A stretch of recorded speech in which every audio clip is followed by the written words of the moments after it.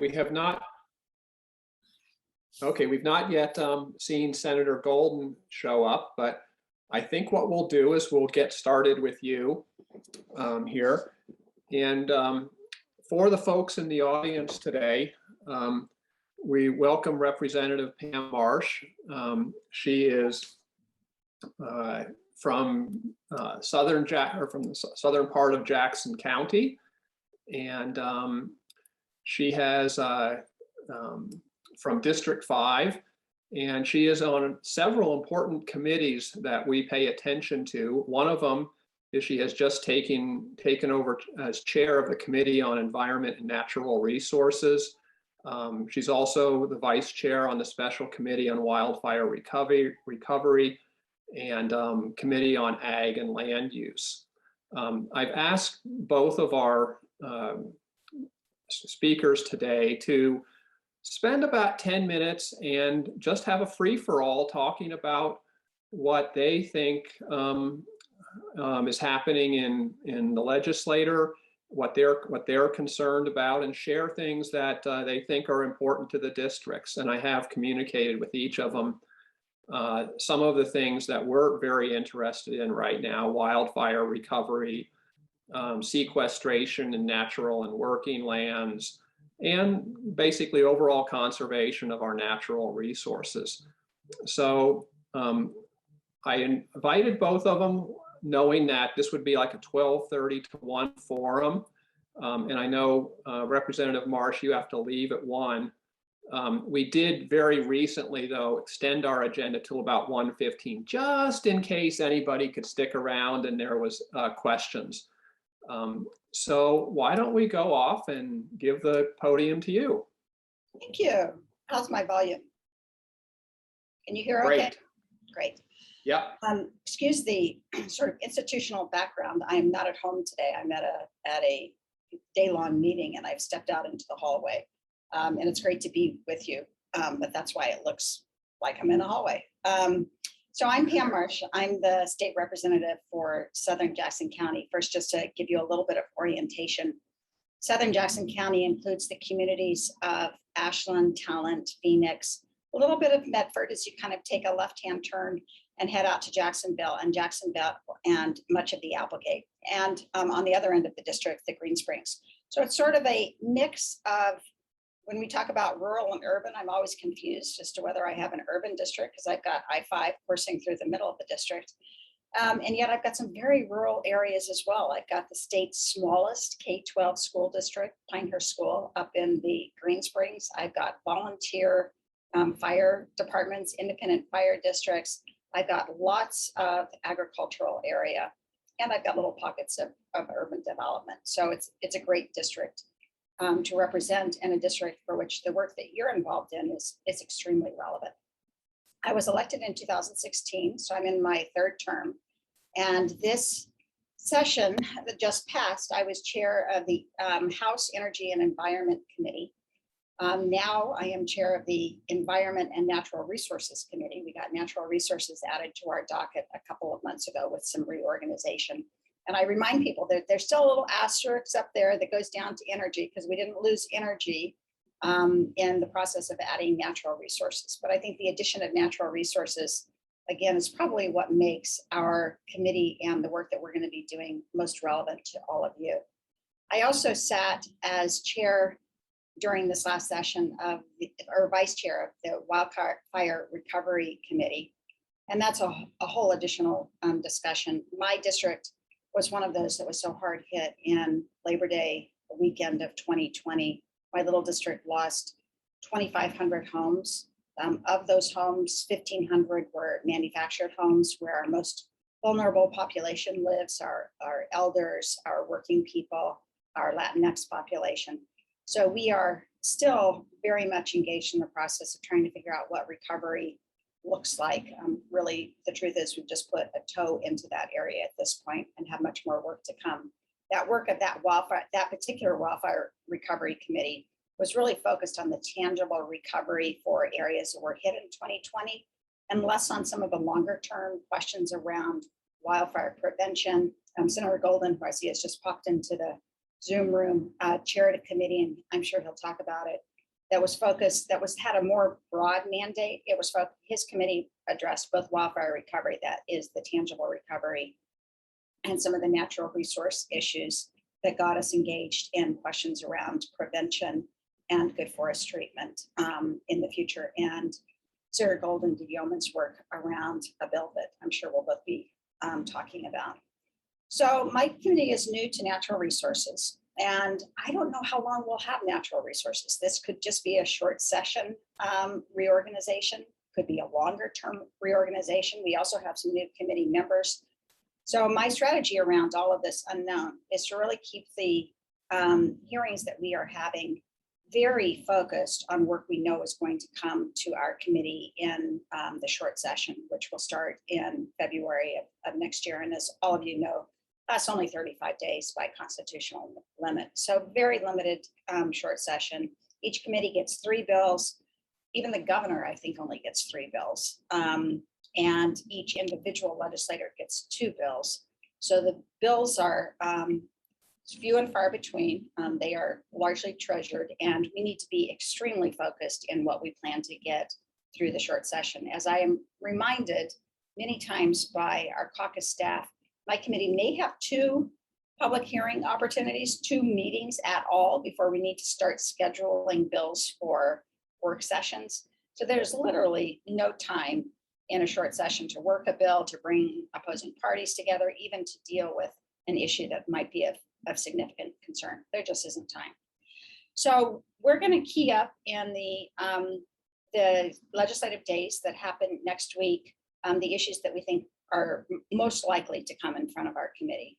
Those include on the energy environment side, we're going to be looking at the health and safety issues that have really emerged in the last, particularly in the last summer, but really over the last few years around our changing climate.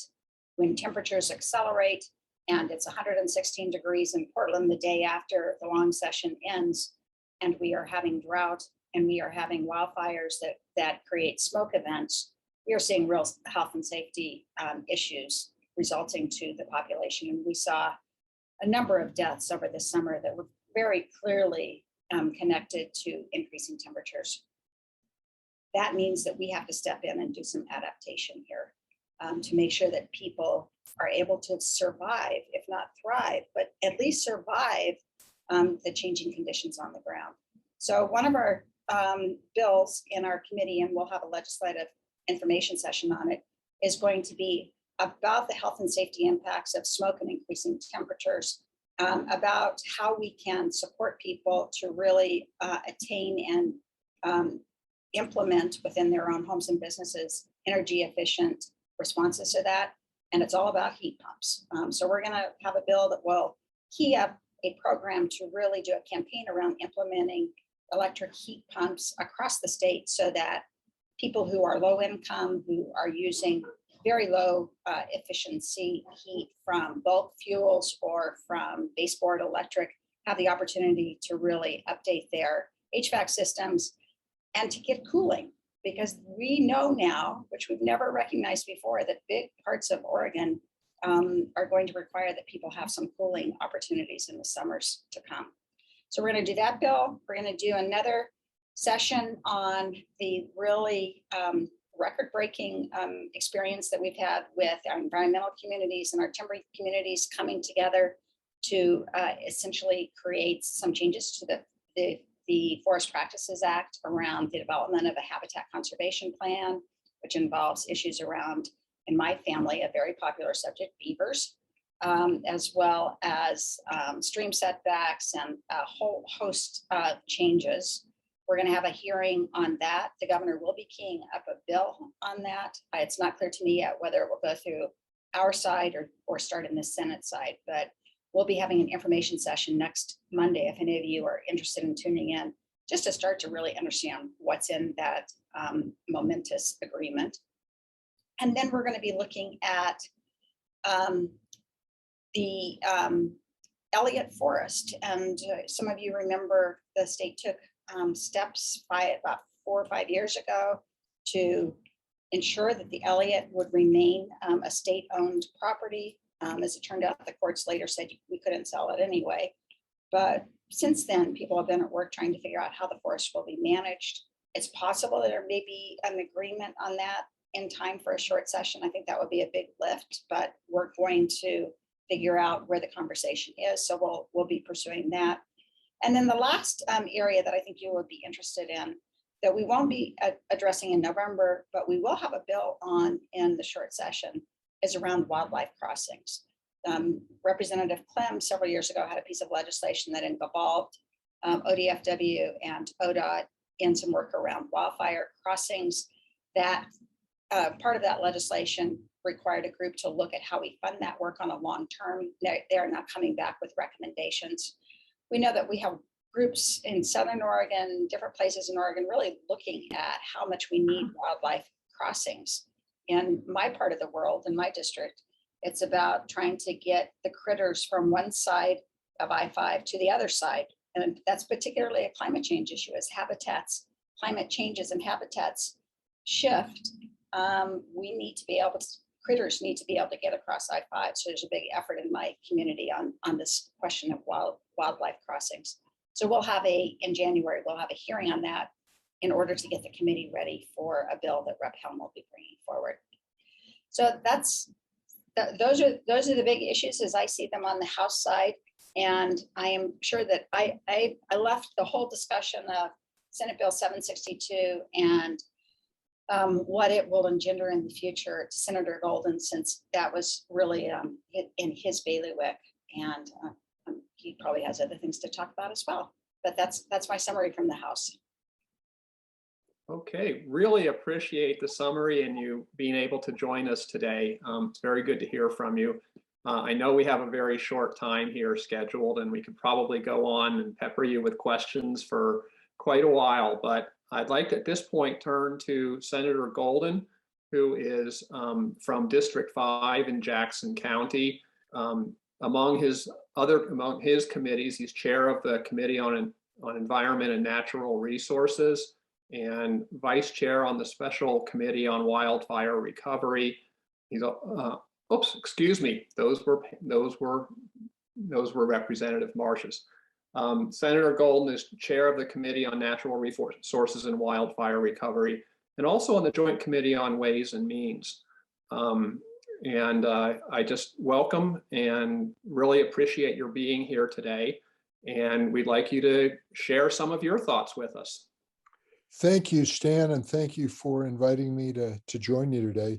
You know, Rep. Marsh is my own representative in the legislature. We live very close to each other, and we're on a lot of calls together. And whenever she goes first, I'm tempted to say what she said, because she's so thorough and complete in reporting what's going on. But let me go to a couple of issues she mentioned that I was more centrally involved in.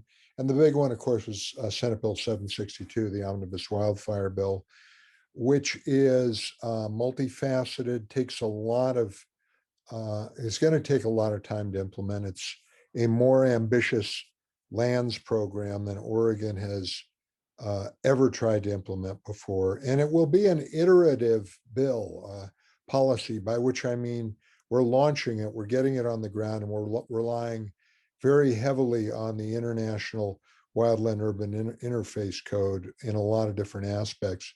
It involves a lot of different agencies, and it's going to adapt as it goes. We're starting out, we can't, we don't have the luxury of waiting a few more wildfire seasons to try to fine tune it to perfection. And even if we did, we know that the realities on the ground will alter what we do.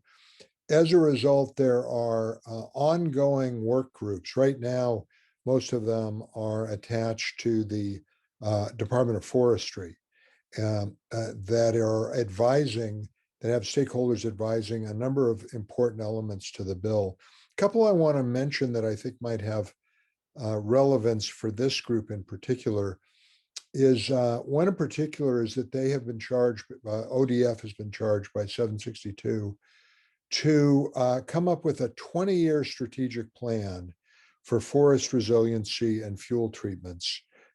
Pam probably mentioned the Governor's Wildfire Response Council from 2019, which she served on, that produced 37 recommendations. One of them said that estimated that 5 million acres of Oregon need fuel treatment. That wasn't actually all forest lands, it included some rangelands, and recommended that 300,000 acres a year be treated at a total cost over 20 years of $4 billion, which is beyond our financial capacity and causes some disagreement about how much lands do need to be treated to reduce wildfire risk. That's one of the sort of underlying controversies of this approach that really didn't blossom out as we crafted this legislation. But as that particular recommendation was not adopted, but looking forward, we know we need a longer term plan. We needed a plan for this biennium and these fire seasons, but we need to look out as to what Oregon needs over the next 20 years. And that has a working group advising it. They have to produce a report for the 2023 session, a 20-year plan. And they have a number of stakeholders advising them, including conservation groups, the industry, land use planners, a whole number of people. And you mentioned, I got an email suggesting a couple things that you might be interested in hearing about. And one of those is the Global Warming Commission's report just released on the importance of working in natural lands for carbon sequestration coming up. And there's a lot to talk about there. But one of the things just this week we're trying to do is to bring together ODF's strategic plan for the treatment of lands over the next 20 years and the Global Warming Commission's report and what needs to happen. And we're going to be looking at least considering their report and looking at some short-term infusions of funding and structuring some work in the 2022 session, because I don't think anybody on the call has to be convinced of the urgency of the climate situation. And in Oregon, management of working and natural lands is key because of the sequestration potential. So all that's going on. Another working group is charged with bringing the best science, the best mapping, and community input to the task of selecting which sites will be treated, by which I mean mostly fuel reduction, this biennium over the coming years.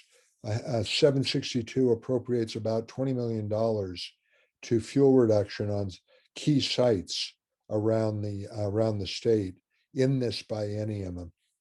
And those have the potential, a lot of people feel very strongly not in a wholly aligned direction about where that fuel treatment should take place. I think there's a lot of agreement that it needs to be in the wildland-urban interface and near our settlements. And the 2020 wildfire season reemphasized that. Beyond that, there gets to be some disagreement. We're trying our best to bring the best science to this, and we are involving the OSU forestry folks in many aspects of this bill, from the science of reforesting and fuel reduction to enhancements in the extension service to help small woodland owners reduce risk and improve the resiliency of their lands, another part of the bill. So that is all happening. And as you probably know, this whole program follows the template of what's called the National Cohesive Strategy for Wildfires. And that has three basic parts. One I've just been talking about, forest resiliency and fuel reduction. One is fire adapted communities. But one, which I won't talk much about today, is suppression of fires, responding to fires once they break out. Then the third is fire adapted communities. And that is a bucket of things that, once again, we've got a lot of shareholders, a lot of stakeholders with some differing views that made for a challenging path for this legislation. In that fire adapted communities categories are things like new building code revisions in the extreme and high fire risk zones, zoning, and what came up again and again is defensible space, which is of course the space immediately around our settlements, which is critical because most of these fires basically have three causes for 90+% are either utility cause from down lines, lightning, or fires that start in the home ignition zone where we live. And the consensus is very strong that managing those zones around our human activity or our building is really where the most bang for the buck is in risk reduction. It also happens to be some of the most controversy because you may have noticed that we Oregonians like living in vegetation. And the whole prospect of reducing or changing that vegetation for fire preparedness is difficult. There's some tough balances to strike in there. There was some strong misinformation about what defensible space meant. There were specters we heard of, the state coming in to clear cut the last blade of grass within 100 feet of your home. Never anticipated, but there is some real wisdom to be had about the placement of vegetation, the varieties of vegetation, and what needs to happen to materially reduce the risk of these wildfires. But there's this ongoing process with community input, with groups like the home builders and realtors and private property advocates, with fire professionals on the development of these rules. This bill is not a big catalog of rules. It's a structure for the iterative development of rules and policies over time. And the central body is a new wildfire advisory council with 19 members selected by legislative leadership to really represent the diversity of stakeholders we heard from during the creation of this bill. So I could go on for quite a while, but I think I'll leave it there and find out. We do have more going on in the Natural Resources Committee, bringing back a bill to enhance and boost the small organic farming sector in Oregon, which is ready to be globally competitive, but needs some help from OSU and some other places. And we're going to be looking seriously at water law, particularly in connection with the crisis that Pam and I especially have in Southern Oregon with illegal cannabis grows, but seems to be spreading throughout the state. That is a major, major concern and a major challenge that we're going to be addressing in the short session and more comprehensively in the 23 session. Well, thank you very much for sharing. We're very appreciative here. Representative Marsh, I know your bewitching hour is coming up here pretty soon. Senator Golden, if you could stick around, I'd like to see if there was any questions for you from the audience here. Happy to. Okay. Do we have any pending questions?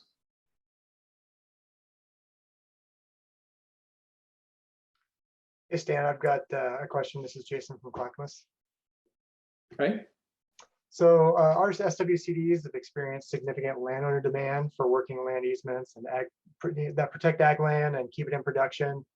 And we also wish we could better compensate them for doing these practices in soil health and habitat.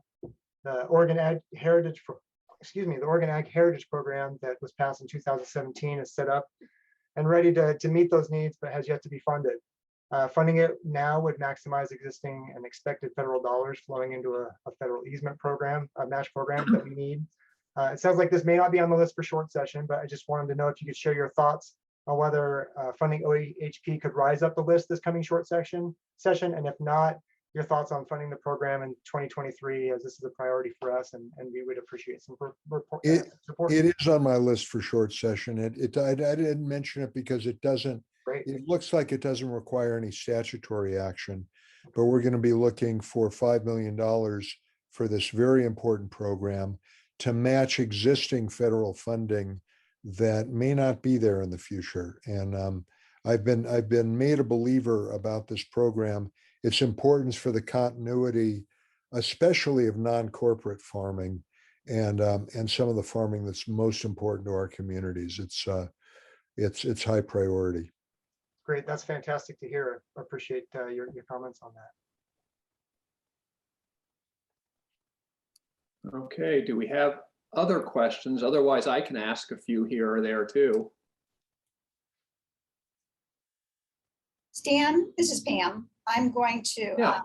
I have to go back to my other obligation here, but I just want to say thank you to all of you for the opportunity to speak with you and for the passion and expertise that you bring to this work all the time. Appreciate it very much and look forward to seeing what pops up in the short session and then hearing from you about whatever it is. Okay, well, thank you very much for joining us. Thank you. Thank you. Okay, well, I will ask a question while other people think of questions here. Is Oregon moving in the right direction in playing its part in global climate change? And in Oregon, what are the major hurdles we have to overcome if we need to move forward in this? Well, Stan, I know you're fairly well versed on the battles we've had the last couple legislative sessions. I was a very strong advocate of the climate action bills in 2019 and 2020 that resulted in walkouts and to where we couldn't muster votes on them. One of the things I want to say about that is that, there was just a mention of the Oregon Agricultural Heritage Fund, which in a sane world would be an easy ask. It offers so much. When we're competing with general fund monies, nothing's simple. But the climate bill, some people call it cap and invest, clean energy jobs bill, that triggered the walkouts, would have generated from these emitting allowances, these allowances to emit greenhouse gases, people varied, but perhaps on the order of $1 billion per biennium. In Oregon, that's real money to be used for any number of these programs, including forest resiliency and wildfire risk reduction. So 762 puts a little bit north of $200 million into the wildfire program, enormous by Oregon standards. California puts $1 billion. I'm not sure if I think it's a year into their wildfire programs. And it's not general fund money. It comes from a fund from these carbon emitting allowances, which is what we tried to do in our legislation. So besides being, sending market signals that result in other places in dramatic reduction in greenhouse gases, they provide a funding source for transition to clean energy, for rural jobs. I'm getting back on the soapbox I was on 2 years ago.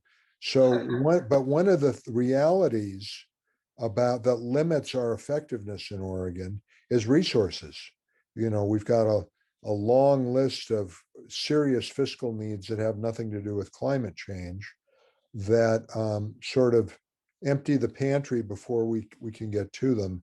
And that's one of the reasons that we need some variety, some flavor of a carbon fee, a carbon emitting fee, to help farmers, help communities, help rural counties, and help employment in rural counties transition to a cleaner economy and to do what's right around working and natural lands. Long way of saying, no, I'm not real pleased with our progress. Although their last session, we did pass House Bill 2021, which instead of taking on the three big sectors of greenhouse gas emissions of transportation, smokestacks, industrial of one kind or another, and electricity generation, only took on electricity generation. And it says that by 2040, there will be no greenhouse gas element, whatever, to our generated electricity. And it's a roadmap for how to get there. That's easier for us than some states because of how much hydro we've got.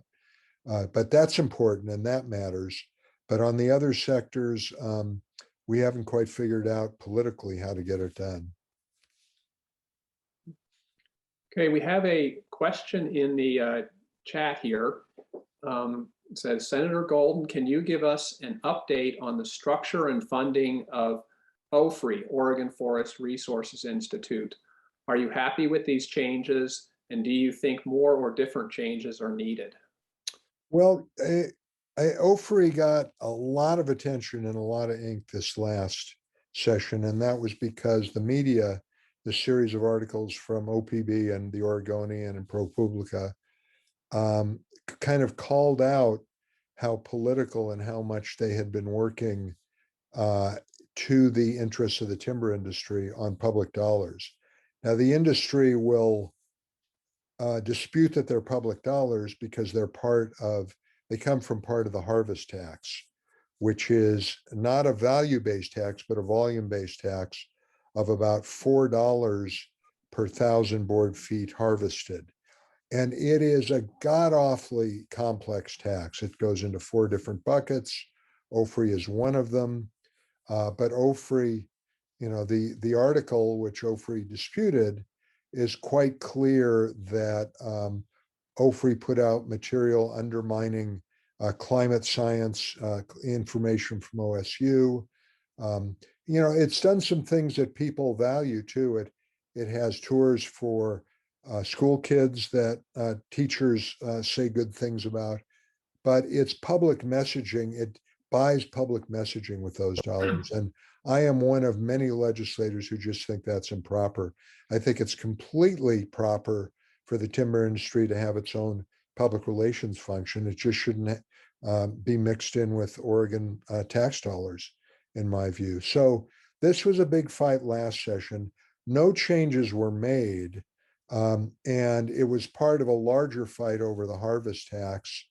And a bigger discussion, it doesn't have to do with the harvest tax, it has to do with the severance tax, which was basically discontinued in Oregon in the 1990s. There isn't one now. And part of the same series of articles that I mentioned a minute ago pointed out that local communities who have been so dependent on timber receipts have lost roughly 3 times more revenue in the last 30 years from the elimination of the severance tax than they have from the spotted owl and all the federal regulation, environmental regulation that came down. So that's pretty shocking. And a lot of us, the other thing is that the severance tax is value-based. That is to say, it taxes the amount that a timber company gets for the timber at harvest. And as the value has gone steadily up, what that means is if you have a volume-based, so many dollars per 1,000 board feet, effectively you have a smaller and smaller and smaller tax as the value of the timber goes up. 1,000 board feet, was worth in the 90s and 80s, it was worth $100, $200. Now it's worth $1,000. So that tax has really shrunk. And a lot of us say, let's go back to a severance tax and let's tier it so that the smaller operators who really do operate on a margin pay a smaller tax than the warehouses and the Wall Street outfits that have bought so much of Oregon forests. So that's a big and difficult political struggle ahead. Thank you. We have a question from Jan Lee next. Jan? Yes, thank you. Senator Golden, both Stan and I were working with the Rules Advisory Committee for DEQ on their climate protection plan. And all along, carbon sequestration was going to be a part of that plan from funds that were derived from the emitters. But at the very end, the agency decided that they would not include that. And we saw that as a major misstep because about 30% of what can be saved in emissions can come from carbon sequestration. So I know the EQC hasn't decided that yet. They're supposed to decide in December. But if there was any way we could get someone to encourage them to decide differently, it would be very helpful. I think that the program somewhat mimics what you were talking about in the cap and invest or the cap and trade so far as receiving funds, but the way they're dispersed isn't really going to be that helpful for mitigation. Thank you. Jan, are you engaged in advocacy to the EQC about this currently? Are you Yes. writing them or We submitting? have testified and we've provided written comments, but they have not made a decision yet. And I don't know if there's going to be enough support since they have a new member coming on who is opposed to sequestration. Would you send me your comments, please? I want to know more about this than I do. Sure, I'll be glad to. Thank you. Thank you. Okay. Any other, I don't see any other questions in the chat, We'll or see. we have another raised hand from Claire Clock. And I think this will probably be our last question here. Yeah, Senator Golden, to expand on Jan's and this carbon sequestration, one of the opportunities in including working lands is also including the family farms that can utilize these programs for carbon sequestration, but it's also including a group of the public that can create that paradigm shift that makes them feel that they're a part of the climate change community. And so again, like if there's anything that can be done to get that particular point across, I would really appreciate it. And I think the Oregon Association of Conservation Districts would too. Thank you. Claire, if you've developed any written material on this point, I'd like to see that too. Okay, thank you. So at this point, Senator Golden, do you have any parting remarks here or suggestions for OACD as we move forward as a group of conservation districts? I want to express admiration for your work and the efforts you make to include your communities and including people who are not traditionally at the table on a lot of important issues. That's critical. I'm going to make a point that I nearly always make when someone hands me a platform, which is Oregon has financial challenges, fiscal challenges that severely limit achieving the goals that we want. And they were kind of hidden this year, obscured by this unprecedented flow of federal funds that kind of bailed us out of a really difficult situation that are unlikely to come again. But they're chronic, these problems, they're structural, and they have to do with our taxation system. And my personal judgment is the undertaxation of the wealthiest and largest corporations. It's endemic to a lot of states. There are a lot of ways it shows up. And, you know, in business generally is not undertaxed in Oregon, but there is a sector that finds its way to kind of skate through and did in our last big tax initiative, the Student Success Act.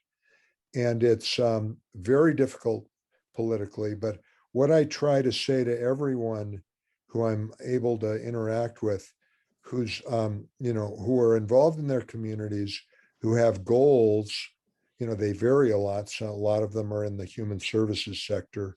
And, you know, we've been woefully inadequate in our mental health programs and any child protective services down the list, is that Oregon needs revenue reform.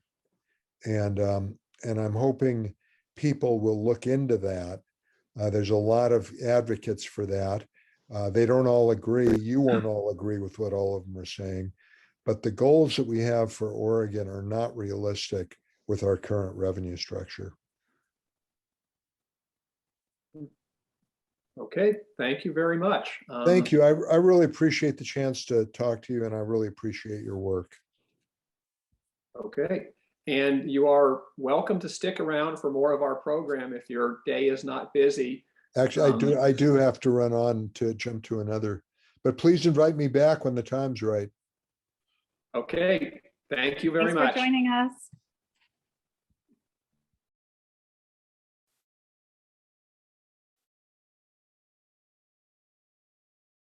Okay, now we're going to get on with the rest of our program, the Advocacy Forum. I'm very happy that we still have a number of people who are sticking around for the afternoon of the second day here. It's good to see.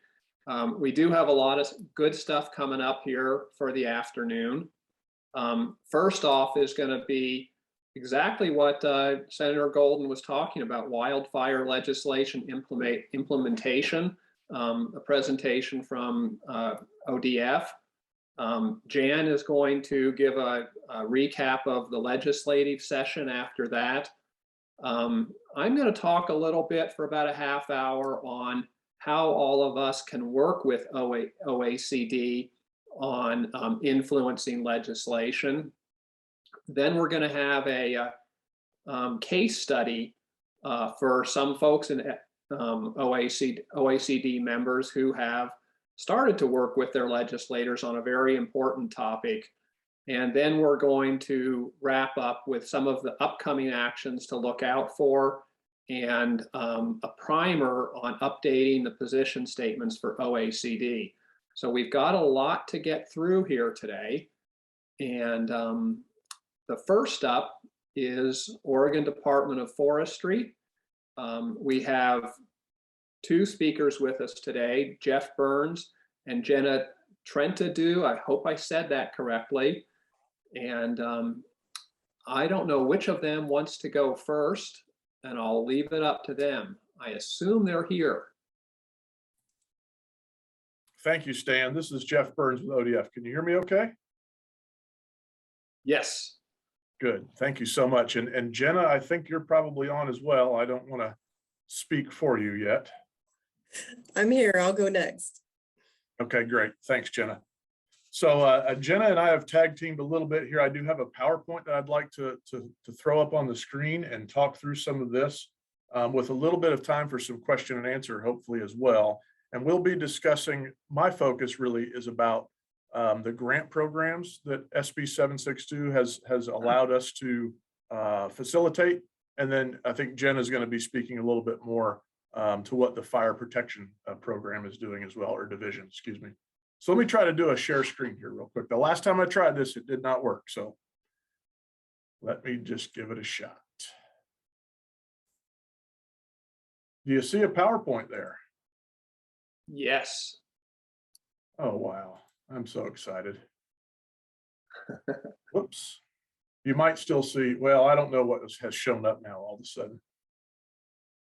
It looks like the main screen, it's not in slideshow yet, but we can see the slide in front of us very easily. Good. We may get to that. I'll try in just 30 seconds to try one more thing. Yeah, this is what I had last time. I have 3 screens open in front of me, and my apologies. Each one of them looks a little different. So you know what? Not a problem. I don't want to waste our time. If you can see that screen, then we'll just do that.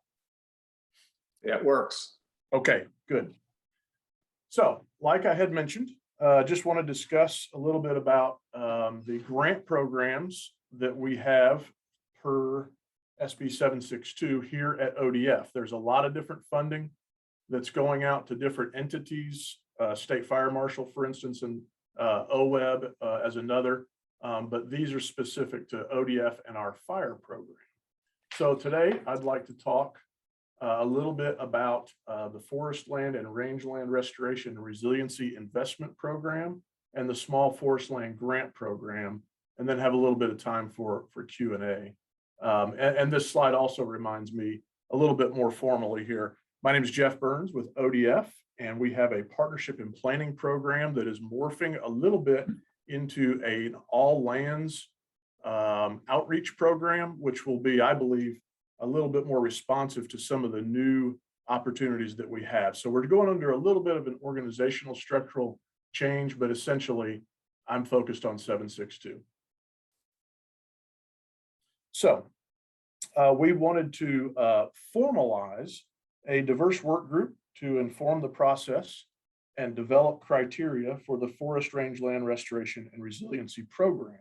So we gathered a work group together from different parts of Oregon, probably 6 to 8 weeks ago, and have had, 5 or 6 meetings now where we've been hammering out what the program may look like, how we serve Oregonians to the best of our ability, and then some of the criteria around a call for proposals and the process to get funding to the ground. We recognize the importance of representation from different geographical areas, ecosystems, values, and expertise. We're in the process of building out, again, that request for proposal. The work group will also review, score, rank, and award proposals. A little bit more on that later.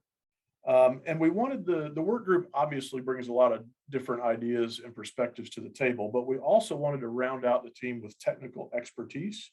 And so we invited a number of technical advisors in the process to provide different perspectives and add expertise from their point of view. So it's turned into quite a large group that has been able to inform this process. This program is to provide landscape scale cross-boundary investments for restoration and resiliency. And treatments are to protect human life, property, critical infrastructure, along with improving forest rangeland and watershed health and wildlife habitat. And that is the $20 million bucket that I'm speaking to now. I'll describe a little bit more some other funding that we have for a smaller program. This is to be an all lands approach, including all of our federal partners, state, private, local. And the funding is to be spent by June 30th of 2023. So it is biennial funding, which has, moved us along a little quicker maybe than we'd like. We are under a time crunch, but it's working out quite well. I think we're going to hit the mark. So we felt like we really didn't need to reinvent the wheel. There's a lot of success out there on the landscape already. And we see those in projects like Joint Chiefs, RCPPs with the NRCS, Natural Resource Conservation, the Collaborative Forest Landscape Restoration Program. We did have an opportunity about 8 months ago, maybe 9 now, to receive some e-board funding to the tune of $5 million that we turned around quite quickly and got into projects as well as new projects. And then we have some other federal funding opportunities that we've been handling for many years, including Western States Fire Manager and Community Assistance. And so we noticed where those are successful, how those are successful on the landscape, and then others that weren't terribly successful. And we've tried to avoid those pitfalls and really build on existing projects that are already showing some long-term, meeting long-term goals. So where are we in the process? Well, again, the work group has been working diligently together to put together a call for proposals. And that I was even thinking might get out today to all of our constituents across the board, but it might be a couple of days before we really get that nailed down. But that will consist of an application form, the actual criteria to be met, and then instructions to how to fill out the form correctly and get a good proposal in. We're also, once we get that out to everyone, we're looking at maybe a 7 to 10 day period of absorbing some of that material. And then we're actually going to have a webinar available for potential applicants where we can work through step by step, putting together a proposal and discuss that as well. So I think that'll be really handy. We're also looking at receiving proposals in early January, giving folks a little over a month. And with the holidays, there's been a little bit tricky, a little bit of a delay perhaps, but then hopefully scoring and ranking and awarding in January and even early February. We have to go through some gyrations with the DOJ and get some of our projects agreements reviewed. There's a threshold there, of course, of what we do and what we don't do legally. And then we should have grant agreements in place, hopefully early March. I hope we don't delay until April. But anyway, It'd be great to get projects started in early spring, work throughout the summer, dependent on, of course, fire season and how that impacts our projects.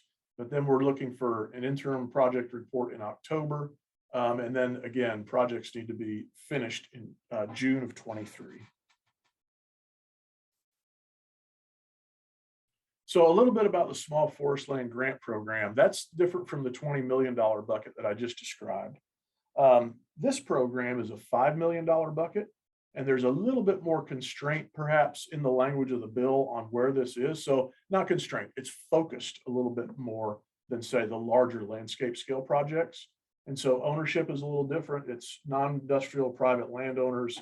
You can see there 160 acres west of the Cascades and 640 on the east side.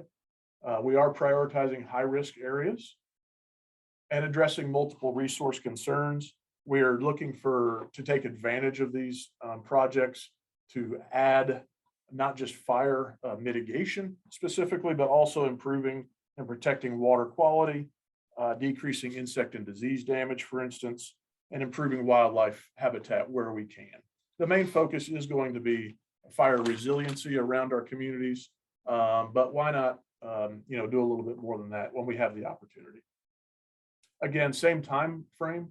The funds must be utilized by June 30 of 23. Here are some more specific components about the Small Forest Land Grant Program.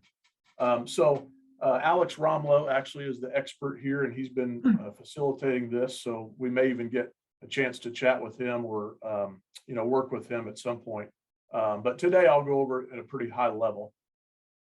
So we're looking at an ODF central component, I'll say, because we have a lot of field folks that are already working with communities that have been doing this for many years. I referenced the Western States Fire Managers Grant. And so in the sense that we're utilizing landowner rebates. So let's say there's a defensible space that costs a couple of $1,000s worth of treatment. There's a match component there, and then we would rebate or reimburse a landowner for their costs around a defensible space. We also wanted to reach out to the Firewise communities and make those available maybe through a different avenue than our ODF offices. And those applications would be submitted by the community. And then there's also perhaps another mechanism of getting this funding out. And that's a little bit larger treatment areas where we're working with our collaboratives, our nonprofits, and our community organizations that can help facilitate this program. So we're really looking at 3 different mechanisms of getting this funding out to small landowners. A little bit about eligibility. So we're requiring a project sponsor. That's going to help us manage this at a really higher level, so administer the projects rather than engaging with very small private landowners and many of them. If we can roll these projects into a larger sponsor, that's going to be easier for us to manage in a tight time frame. Projects, of course, are implemented to reduce risk of high severity wildfire. 75% of project costs would go to fuel reduction activities. There's also reasonably, I think, enough planning and monitoring within the project that a little bit of that funding could go to other aspects of really getting the job done. Again, there's a little bit about project sponsorship. And then there's a match requirement as well. So we're looking at a 75-25 match requirement. Landowners can provide labor, which is in-kind contributions such as heavy equipment costs and things like that, and then other non-state funds. So we're really excited about having the opportunity to utilize general fund in a sense that our federal funds are sometimes limited on where and how they can be spent. And so this general fund allows us to maybe match up with some other federal projects that could really kind of complete the larger picture. So very quickly about that particular timeline, it might be a little bit behind the one I described, but Alex and I are trying to work really hard to get all this rolled out at the same time. So large landscape projects can also take a look at smaller defensible space community type projects and vice versa, so that there's some seamless planning and strategy going on there. And then I have a slide here about Q&A.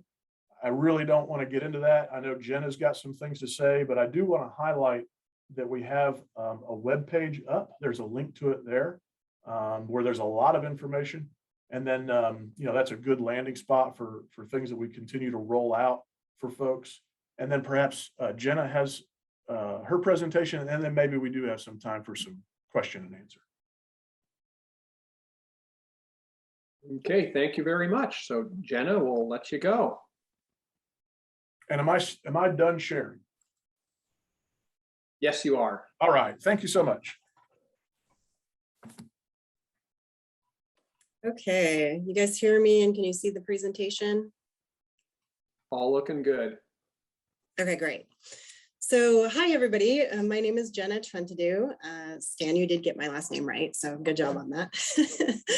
I'm standing in for Tim Holschbach. He's our deputy fire chief here at ODF. But just to give you guys a little bit of context of my experience with this before I sort of jump into all this, I was the program manager to the Oregon Wildfire Risk Explorer portal, which was set up through Oregon State University. And so I have quite a bit of experience with that. And that's where a lot of the mapping piece of this is going to end up being eventually. I'm also the state liaison for the Firewise USA Communities program. And so I'm working with Alex on some of the funding that's going to be going out to the Firewise communities. And then I'm the co-author to the Communities at Risk report. I worked on doing all of the written up stuff for the state natural hazard mitigation plan. And I work with fuels mitigation grants for the state as well. So I've got a kind of a plethora of different stuff that I've worked with that's really been helpful in navigating the 762 stuff. So I'm going to jump into that now. So just a quick overview on what I'm going to cover. I'll just kind of briefly go over who our partners are, what our requirements are for each of the different pieces, and then kind of where the key dates and where we at with those things going forward. And lastly, how this is going to get implemented on the ground through some of our sister agencies. So for all of our decisions, we are required to have a rules advisory committee be part of that. It's been a fun and exciting ride of different opinions and ideas, but you always get the best results when you get a lot of information and people who have different backgrounds joining in. So it's been quite exciting and a lot of passionate opinions about where this is going. So what they're doing essentially is assisting the department to carry out the requirements of Senate Bill 762. And those requirements that we have to meet were the definition of the wildland urban interface needed to be created.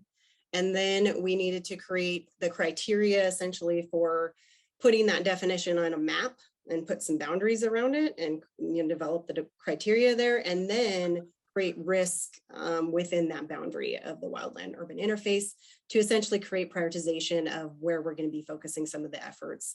And I'll talk a little bit more about that as we go. So we've had a lot of people included in the Rules Advisory Committee.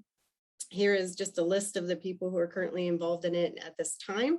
And so a lot of differing needs and thoughts and ideas coming around. And I think they're doing a great job though, coming up with some good decisions going forward and kind of getting, for the most part, some consensus on some of this. Has been quite the road, as Senator Golden has kind of alluded to, as many of you probably well know in your collaborative processes. So the first part of all of this was to essentially create a wildland urban interface definition to start with. They only gave us 100 days to get that through. And that's quite the process to get through in 100 days. So we moved very, very quickly on this. The bill was signed in July 19th, 2021 by Governor Brown. And finalization of the adopted rule was October 27th of 2021. So just last month. So with the definition, these were kind of the key dates that we had to hit. Eventually, what we ended up doing is the rule that was adopted was that the wildland urban interface means a geographical area where structures and other human development meet or intermingle with wildland or vegetative fuels. And if some of you are familiar, this is the international WUI code definition that they have. And we're trying to maintain some of this in sort of a national best practices and maintain some streamline between, national standards with the state. So that was kind of that part of the process. Or also, Oregon State Fire Marshal is a really strong partner with us in this, and this is something that they've adopted. And so we wanted to be somewhat streamlined with them, and part of kind of why it went that direction. Though we did offer up 7 different definitions for the Rules Advisory Committee to choose, and this was the one that they ended up choosing. So with the wildland urban interface boundary risk side of it, it essentially requires us to do the things that I mentioned, which is basically we have to come up with a map that shows where the boundary is for the wildland urban interface and then assign risk to that, which sounds easy enough in some ways, but we have a lot of competing pieces to this that we have to be very careful about creating that balance. And that comes into the risk map will be utilized for funding opportunities and purposes, and will be reflected for the most part with our community wildfire protection plans. But on the other side, there's an enforcement piece that some of our sister agencies will be utilizing this to enforce home hardening in certain areas. And also with the defensible space piece of things, in that high to extreme risk areas will be required to do defensible space, and that will be enforced now. So there's some really competing things there. Obviously, when you want to do fuels mitigation, as many of you know, you want to have more areas that are prioritized higher or extreme risk, because then you can get the funding in those areas to do the fuels mitigation and offer that up. But on the flip side, if you put so many people in that, then the enforcement pieces, you have resource issues trying to get enough people out there to enforce the defensible space side of things. So it's been an interesting kind of thing trying to balance all of that all together. So I think in the long run, we're going to get there, but it's been quite the ride. So this is the key dates for our wildland urban interface boundary and risk side of things. We are still in the process of this. We've finished out the definition, and now we're kind of working through these different questions and criteria and pieces of this in our Rules Advisory Committee meetings, which are all publicly available, and you guys can come do public comment and everything like that. If anybody's interested in that information, I have a link to our website and stuff at the end here. And so basically at this point, we're looking at having our final rules presented for approval at the Board of Forestry meeting in June 2022.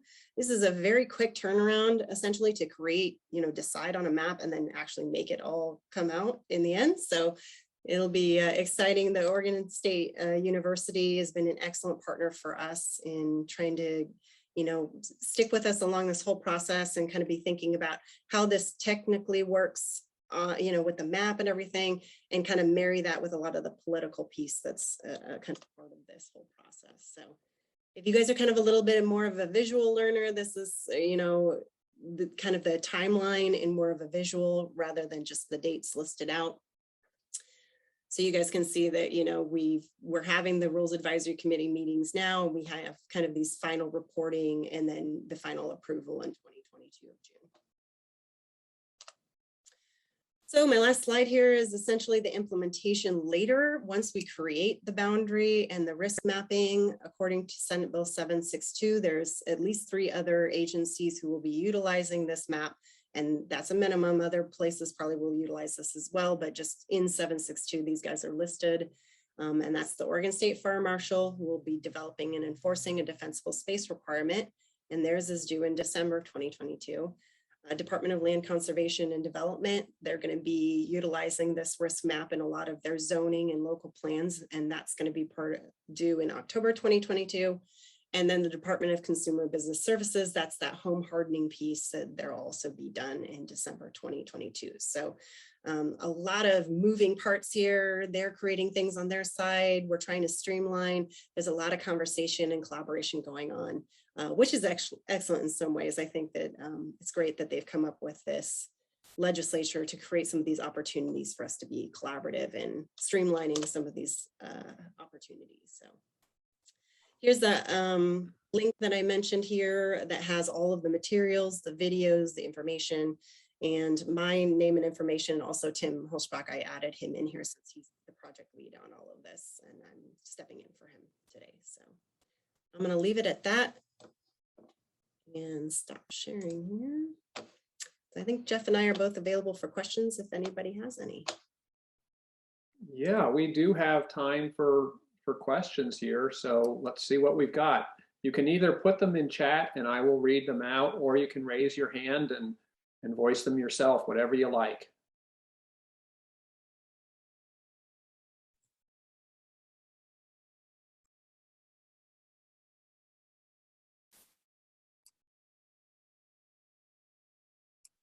Well, while folks are teeing up, oh, here we go.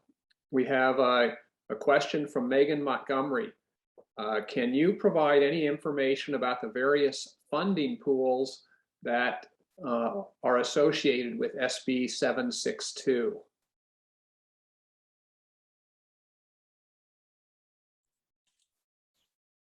Well, Jenna, I'll And take a stab at that. Sure.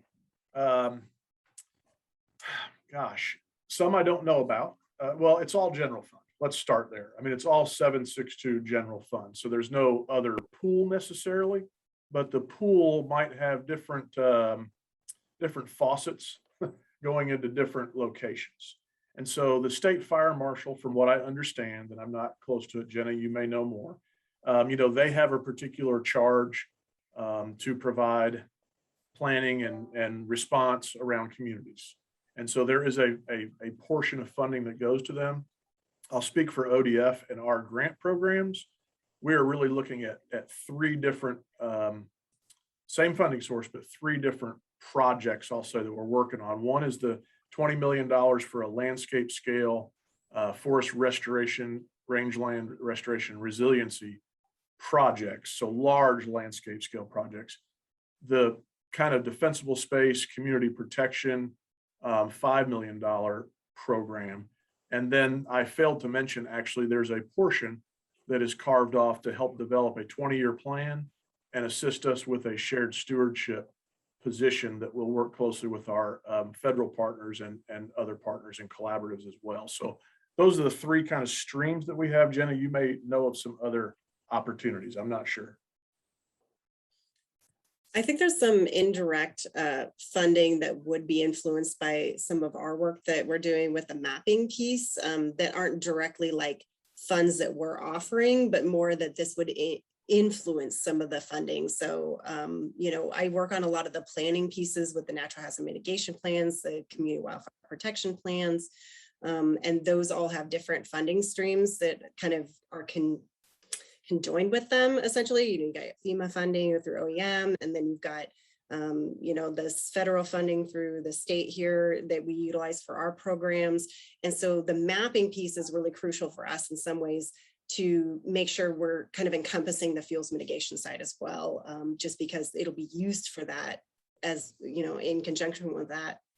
And then there's some funding through Oregon State Fire Marshal that's going to be based on this mapping as well. And they're in the middle of kind of creating what exactly that looked like and what the boundaries are around that. But I do know that they have funding associated as well. So those are just some that I know of, and I know that this will be implemented in different ways. So there's kind of a lot of, we'll see where this ends up on this whole process. So. Okay, we have another question from Claire Clock. It says, this might be out of your territory, but what kind of interest has homeowners insurance companies shown in the maps? And I'd like to, Claire, if you don't mind, I'll broaden your question a little bit more here. In generally, what are the benefits of being in or out of the boundaries of this map? And I think the insurance companies is one of those consequences. I have a couple of different comments on that. First of all, this is a question that's come up a few times already. Definitely people are interested in the answer to that. So thanks for that, Claire. I think that's on people's minds for sure. Once this map is created, we're sort of the neutral party here in the sense that we're just creating the map. We're not doing a lot in regards to like, how does this fall out implementation side, but we also have to keep those things in mind, obviously, when we're creating it, since it does affect other things. The insurance companies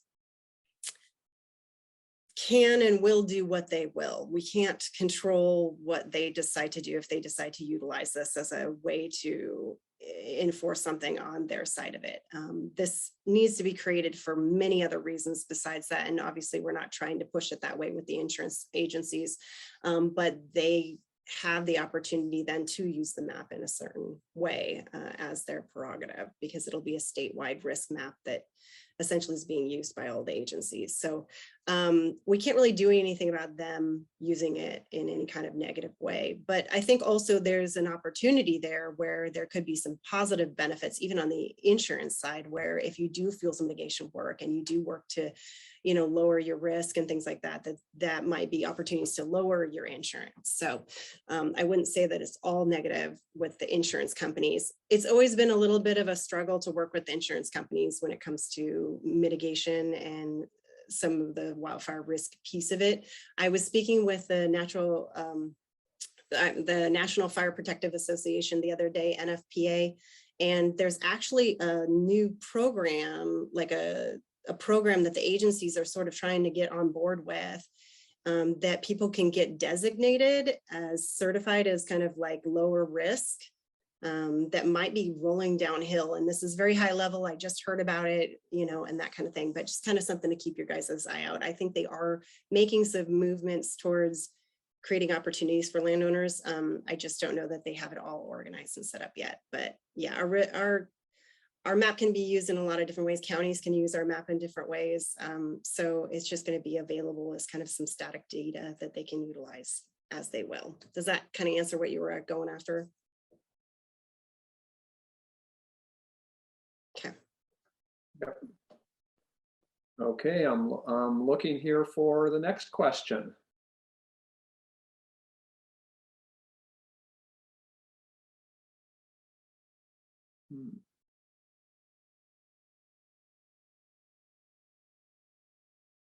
Okay, I don't see any coming, so we will call it there.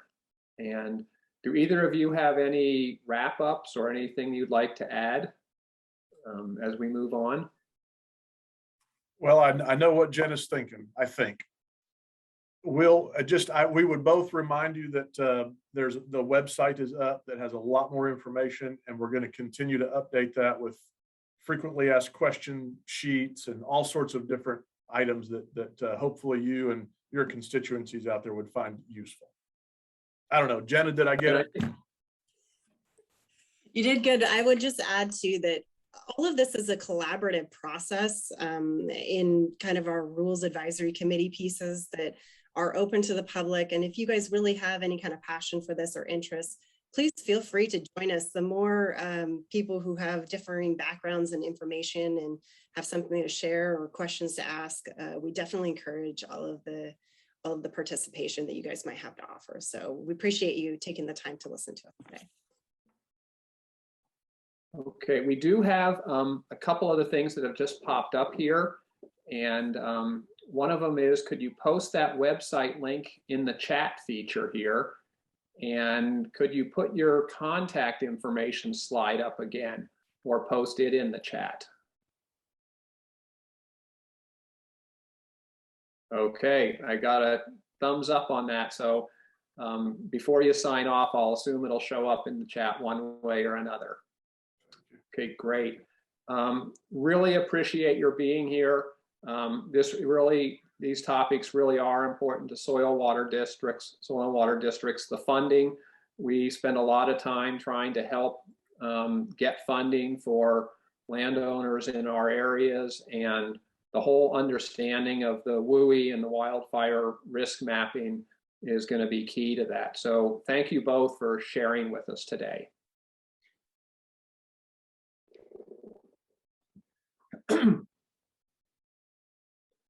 Okay. Let's see. Oh, and as far as the afternoon, when I opened up this forum here, I forgot to mention that we will have a break. I'm planning on that break at 2:45, just for people's planning purposes, 2:45 to 3, if that works for folks. So that moves us on to the next topic, which is a recap of the 2021 legislative session. Jan, I believe this is yours, and I believe you have a PowerPoint to share. Is that correct?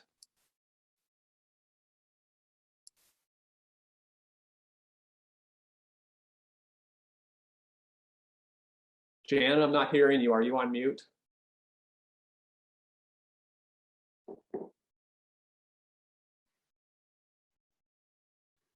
Yes, I had it just about up and then I pressed the button to unmute and it dropped it. So get here.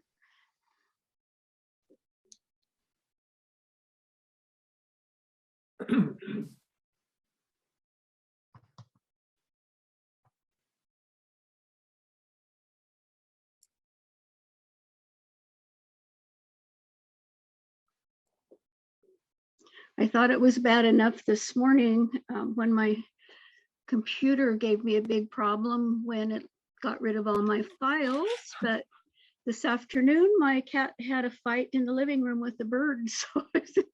So it's only gotten worse. Jan, you're having a rough day.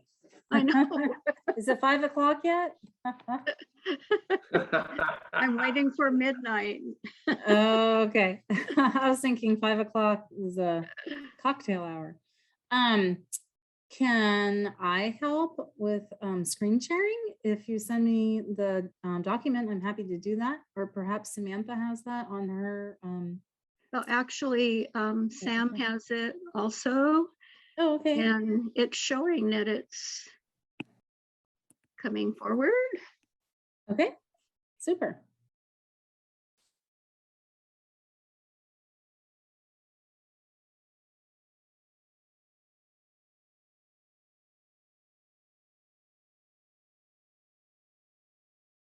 I'll let you know when we see it, Jan. Oh, okay. We haven't seen it yet.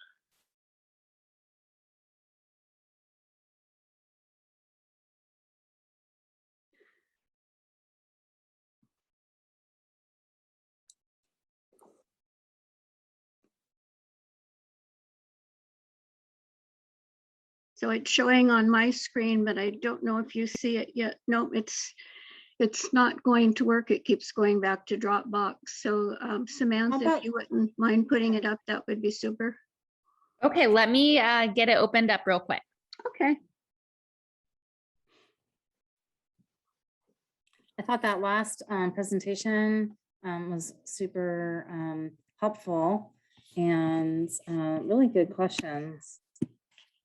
I also just want to point out that, you know, so many of us we would have liked to have met in person, of course. And that's always, you know, a lot of fun and, you know, all the extra conversations we sort of have on the side. But I've been tracking all of our like participation and who's here. And, you know, we've had really good numbers of people that are joining us and some really great question and answer periods. So, you know, times after the presentation. So between yesterday and today, I personally am feeling really good about how OACD is serving our community. And oh, there's Sam. Okay, I'm done. Okay. Thank you, Samantha. Next slide, please. What was unusual about this session in 2021 was that all of the hearings were held virtually. No one was allowed in the Capitol. There was actually a break-in by a legislator to try to get into the Capitol with some dissident folks, but he was subsequently held on that problem. So there were 55 legislative committees, and that's far more than we've had in any prior sessions. There was a Democratic majority with 55 Democrats, 33 Republicans, and 2 Republicans became independents. Next slide.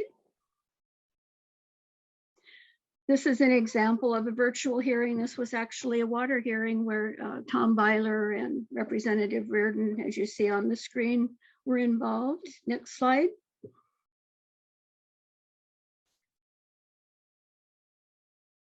So the advocacy committee played a really big role in the session, and we were thankful that they could meet once every week. Let's see, you could just put all the bullets up at once, that might be easier. So we followed 42 of the most significant bills, and we reported on a tracking Excel spreadsheet that we posted in the member portal of the website so that people could keep up with what was going on.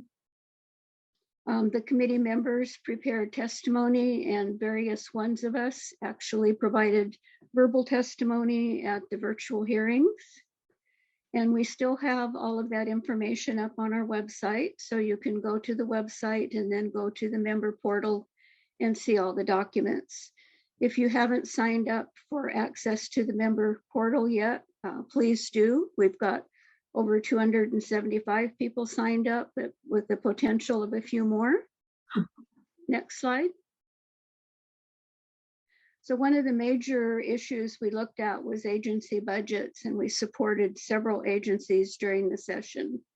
We supported OWEB in their lottery funds for grants and they needed for operation.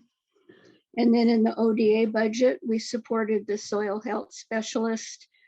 That was not funded by the legislature, but eventually funded by NRCS and passed through to the legislature. And we strongly supported the SWCD policy position.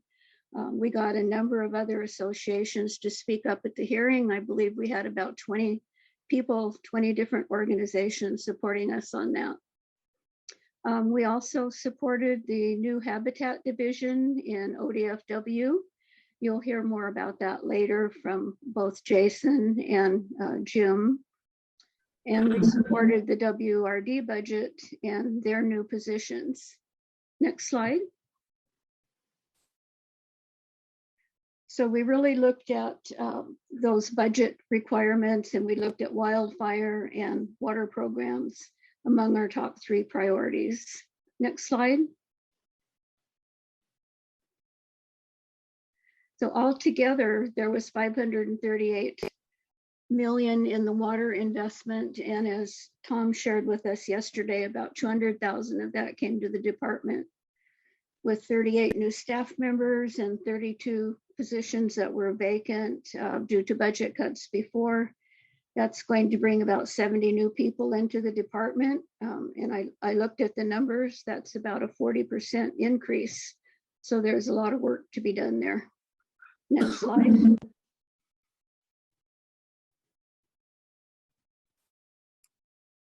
So the key water resource programs that we're following are the Water Vision, that used to be housed over at OWEB, and now has been moved over to the Water Resources Department. And the Integrated Water Resources Strategy, which is a regional program that's addressed in various basins, is another important program, and we supported additional funding for that program as well. Next slide, please. And as you heard from the 2 legislators who just spoke, 220 million was set aside for wildfire funding. So we participated in those hearings, and we're going to work with you in 2022 to represent your areas at the hearings that will be held on funds for mitigation and also the mapping process. Next slide.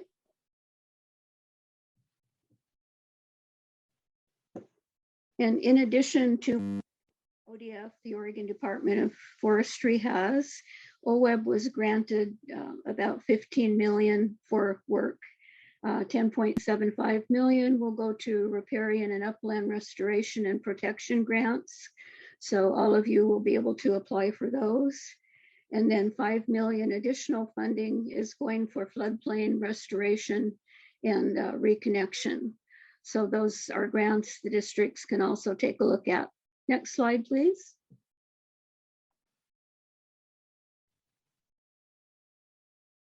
So we have some ongoing issues that are as much related to regulatory as legislative. And as you've heard over the past yesterday and today. Sequestration is a big issue we're following with the Oregon Global Commission. And also I've been working with Bruce Buckmaster at OWEB on the Climate Committee in sharing information. You saw the Working Lands Guidebook that we've put together that has a chapter on climate. And we are going to be embarking on developing a sequestration guidebook in the next 2-year period, funded partially by the Oregon Conservation Partnership, but we're also seeking a CIG grant from NRCS to make it a larger project and to do some training with the districts. Under the climate protection plan with DEQ, that basically now has become just an emission reduction program.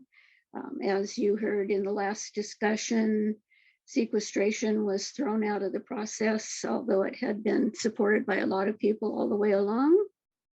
So community climate investment program will not include sequestration, but we will be seeking other funding for that. The rules for the CPP will be passed sometime in December. Next slide, please. The Oregon Agriculture Heritage Program is something we're working on right now. I'm working with Nellie and with Colt, with Kelly at Colt and several other groups. Kelly has hired a lobbyist from some funds they had available. And we've been visiting with key legislators on both sides of the aisle over the last several weeks. And we will continue to do that to try to get that $5 million in the short session. And as you had heard, we've got about 50 million in pending easement projects that could be funded. This money would come from the general fund most likely. And because of that, it would have to be spent in 1 year's time. That's why the list that OWEB had of these pending projects is really critical, because that money has to be turned around very quickly. The various parties have agreed to look at adding sequestration to OAHP in 2023, and there will be necessary rulemaking and other procedures so that there'll be a wall put between the easement program and the sequestration program so that both can be funded adequately. Next slide. This is just to remind you that all of the legislative documents are available still on the website. Next slide. And actually, OLIS, the Oregon Legislative Information System, still has the documents for the 2021 session as well. But if you're interested in some of that information, it might be good to capture it, because when the short session rolls around in February, some of that will be archived. Next slide. Just a reminder that we have these tools in the member section for you to use with the short session coming up. Next slide.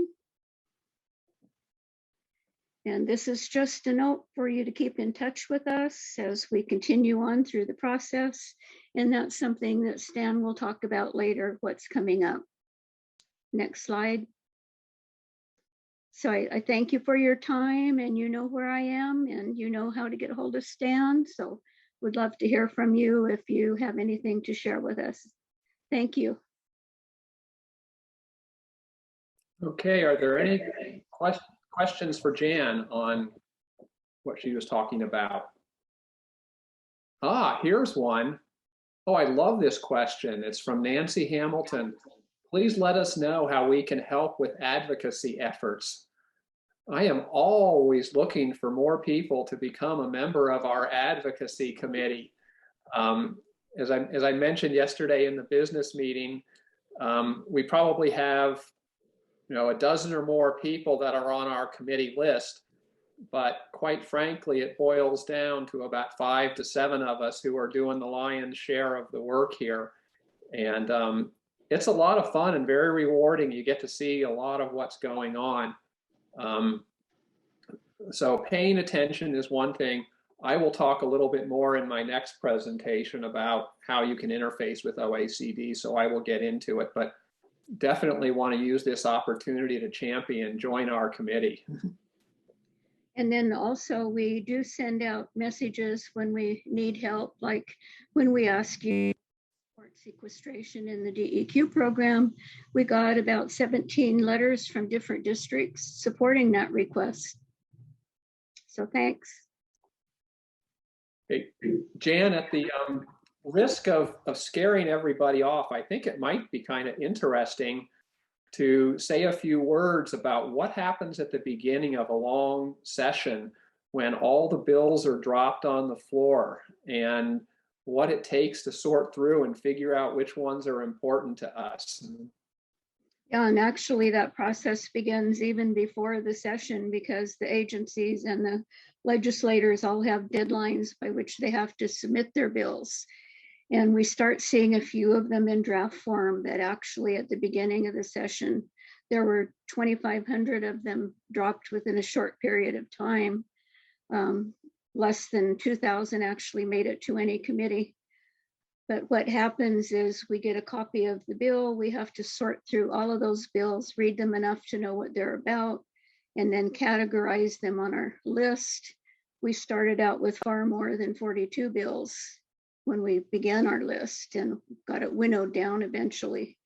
And as we go through the session, the bills drop away, because if they aren't approved by a committee under a certain timeline, they just die.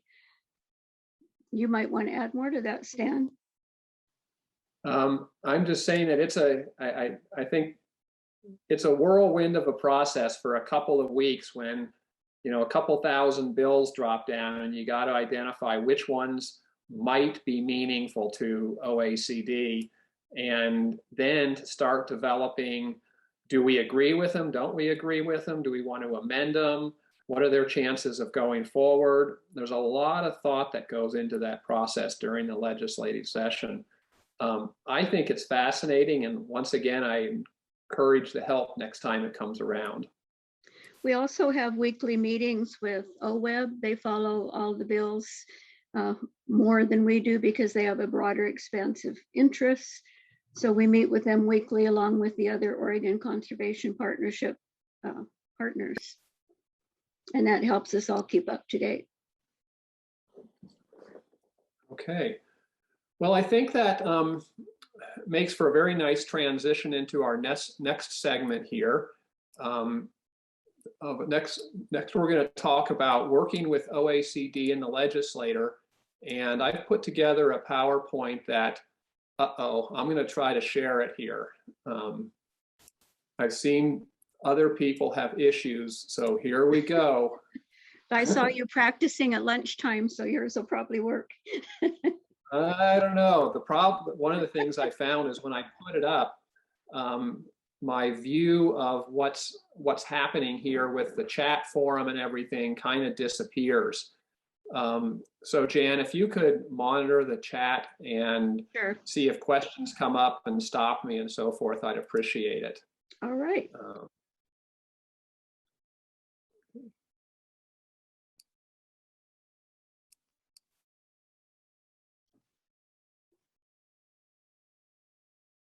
Okay, do you see it? I see a slide that says thank you questions. Yeah, we're at the end of the presentation already. Yeah. Let's see if I can go back That was to the beginning fast. here. Really quick. Did everybody get all of that? Okay. It was tough to absorb it all, but we were paying attention, Stan. Okay, now you're okay.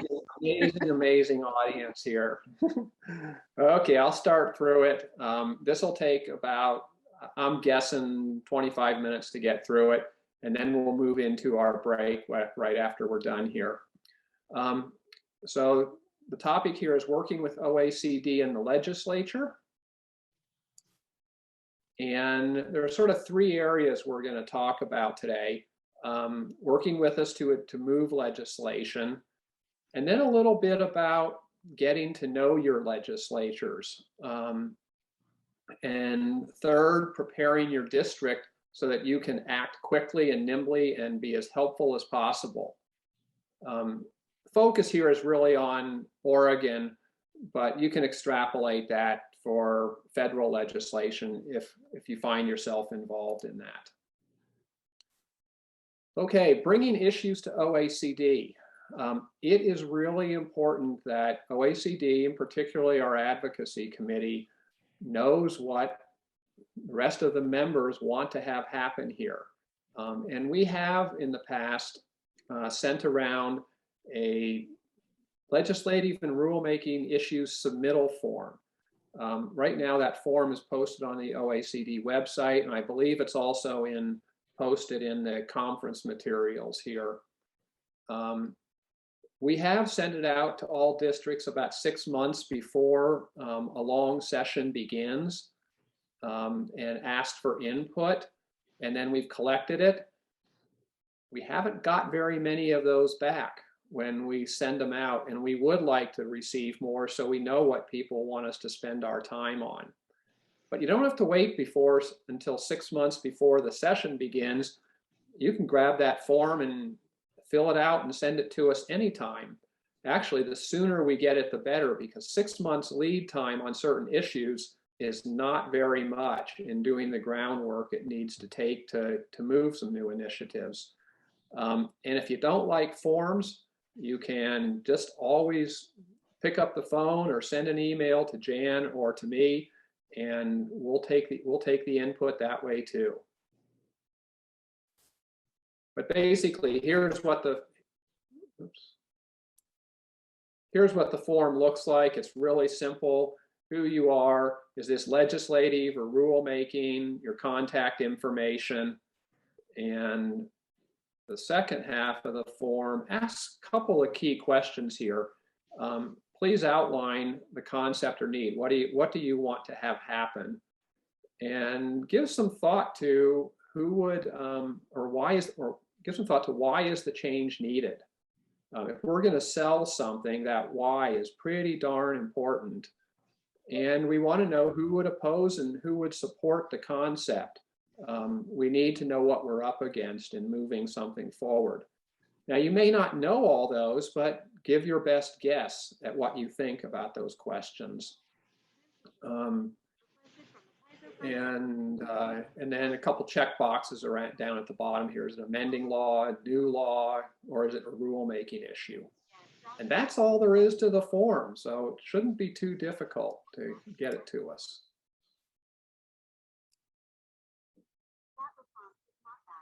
Okay, once you decide that you need OACD's help, OACD can bring a number of items to the table here. Expertise. There's a number of people who've been through the process before, know how the legislator knows how it works, knows how rulemaking is conducted, and knows when and where to get involved. Resources. Our executive director and committee members are all resources that are available to help move it. And the resources also include connections to our partners and to other organizations, because if we're going to move something, it's very hard to do it on our own. We need to rely on our partners to bring many voices and momentum to whatever we're trying to do. There is strength in numbers, and OACD can help generate the numbers to make things happen.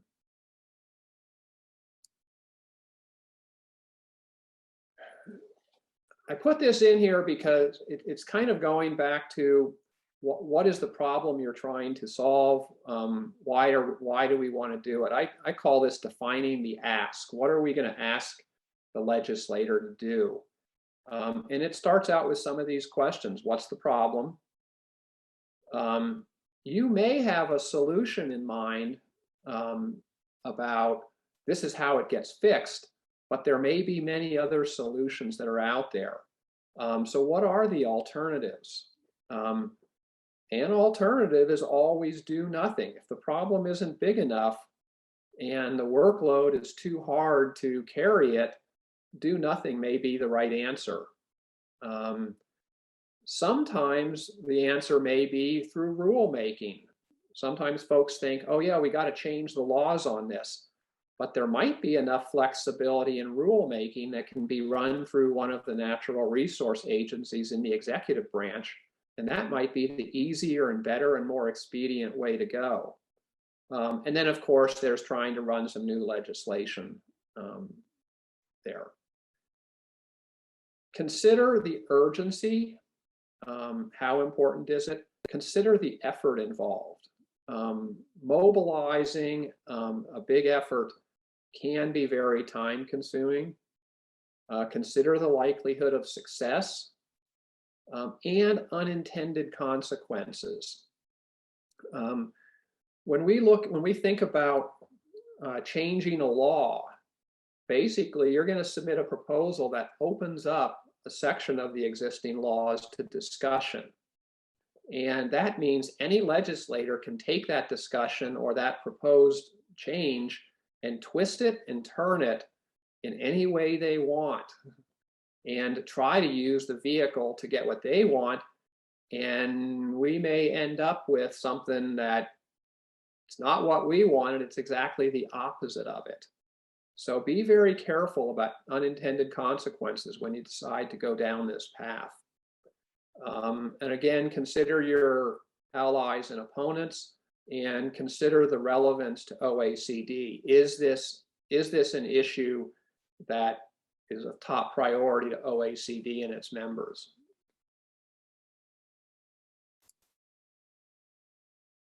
And in going forward, we'll need to make a plan. Who's on the team? OACD? Are there certain SWCDs that are really going to champion it and weigh in themselves and provide support and assistance to it? Who are our key partners and allies that we want to rope in? Who's doing what? Roles and responsibilities. Who's really reaching out to the legislators and pushing this through? Is it OACD or is it a SWCD member? Securing legislative sponsors. If we do not have a sponsor or legislator that's going to carry the bill, we're not going anywhere with it. Creating broad support and consider pathways through the legislator. Think about, is this something that can happen in the long session, in the short session? Which committees do we think we have an audience at that the committees will actually take the matter up and run with? And which committees do we think it'll get dismissed or killed in that committee? Schedule and timing are also important too. And we can't forget communication materials. If we're going to gain broad support, we need to be able to tell not only the legislators, but potential supporters and opposition why this is important. We may need to develop flyers, issue papers, case studies can be very helpful in conveying what we want to have happen. We must communicate what needs to be changed and why.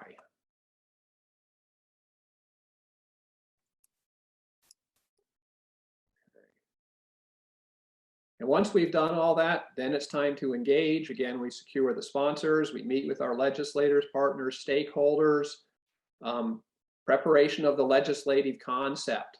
The legislation needs to be drafted in the proper form, and it probably needs to be done through our legislators and legislative council. And then, of course, there's going to be testimony and communication and reaching out and selling what we want to have happen. Okay, that was the first part. Now we're moving into another part, getting to know your legislatures.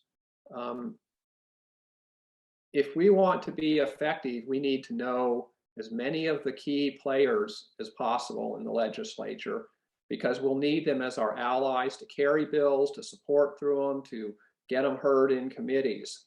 And we'll be much more effective if we have those connections. There is a write-up. It's about a 2-page write-up that's posted on the conference website that describes some of what I'm talking about here in more detail. So please look that up, some instructions on getting to know your legislators. First of all, who are your legislatures? You can first check your district boundaries, go to the Oregon Secretary of State site and track it down there, and that'll have the boundaries. Now, remember, we just went through redistricting, so their boundaries are in the process of changing, and I'm not sure the current boundaries have been fully posted yet. And then once you know the boundaries, you can find who is in each district. You can go to the Oregon Legislative Information site, OLIS, and find your legislators there. And remember, these legislative boundaries are not county by county. They may not align with your districts. For example, here in Jackson County, we have, I think, 3 different senators and 4 different representatives that are all have different pieces of our SWCD boundary. And some of them may be fully in your boundary, and some of them may just have a small piece of your boundary. So you may also need to prioritize who are the most important ones for you. OACD in the past has developed a list of which districts, which legislators belong to which districts. It was a huge amount of effort to pull that back together for all of the districts. I believe it's out there, but it's probably going to become outdated as there's been turnover and changes in district boundaries. And we're not quite sure we're going to be able to muster the resources to do that again.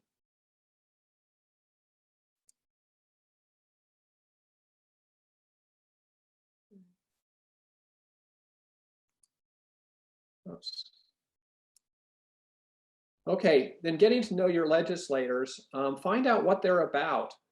Almost every legislator has a web page on OLIS that gives some information about their background and what they care about, and links to some of their online forums. Check out their biographies, their priorities and interests. Figure out what committees they serve on, because as legislation goes through, it has to go through committees. And if your legislator is on one of those committees that we want to get something done in, that connection will be particularly important. Also look at what types of legislation they have sponsored in the past. That'll give you a really good clue to what their priorities are. Sign up for newsletters and email updates from those legislators that you want to track. I also think it's very important to hold what I call a meet and greet. If you haven't met them, try to say, hey, let's meet at the local coffee shop and just get to know each other and share a little bit about what your district does and learn a little bit about what their priorities are. It can be a huge first step in getting to know them. You're not always going to be successful in that. Sometimes you'll reach out for a meet and greet and you'll have a willing recipient and it'll be great. Other times, some legislators may just say, that's not my priority area, and you'll have a hard time getting that done. But I think it's very important to try. Most legislators are involved in town halls. Find out when they are. Many of them have been online for the last couple of years. It's easy to go to them and have a question or two in your in mind so that you can ask them, and at least you're out there in front of them and they start to learn who you are. Invite them to district events. Attend or listen into the committee meetings that they're on in the legislature. And if they're supporting or championing some bills, it's good to write comment letters that support them if it's something that you also believe in, because they'll read those and they'll get to know who you are and who their supporters are. Okay.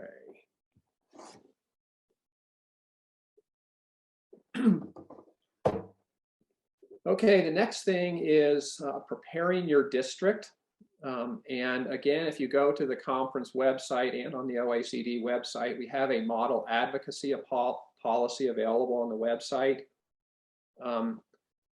The purpose of this policy is to make sure that your district is internally aligned about what their beliefs are and is nimble and quick in being able to act. So there's three parts to the policy. One of them is aligning your positions. What is the policies about how your district actually conducts advocacy? And the third is delegated authority, who can do it?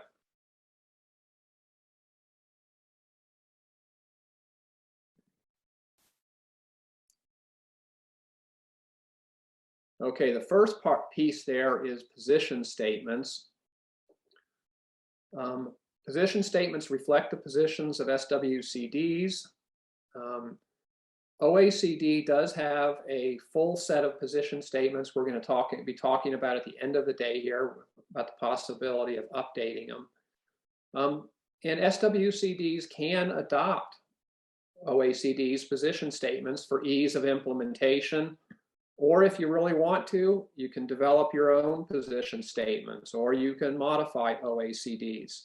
But it's really important to have a common belief within your SWCD about what are our official positions.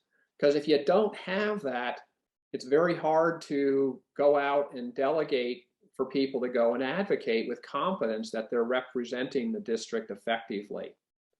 I just put down here a real simple example of a position statement. Voluntary conservation. OACD supports the use of voluntary conservation as an approach to conserving natural resources, something we all believe in, and that can guide us in many actions.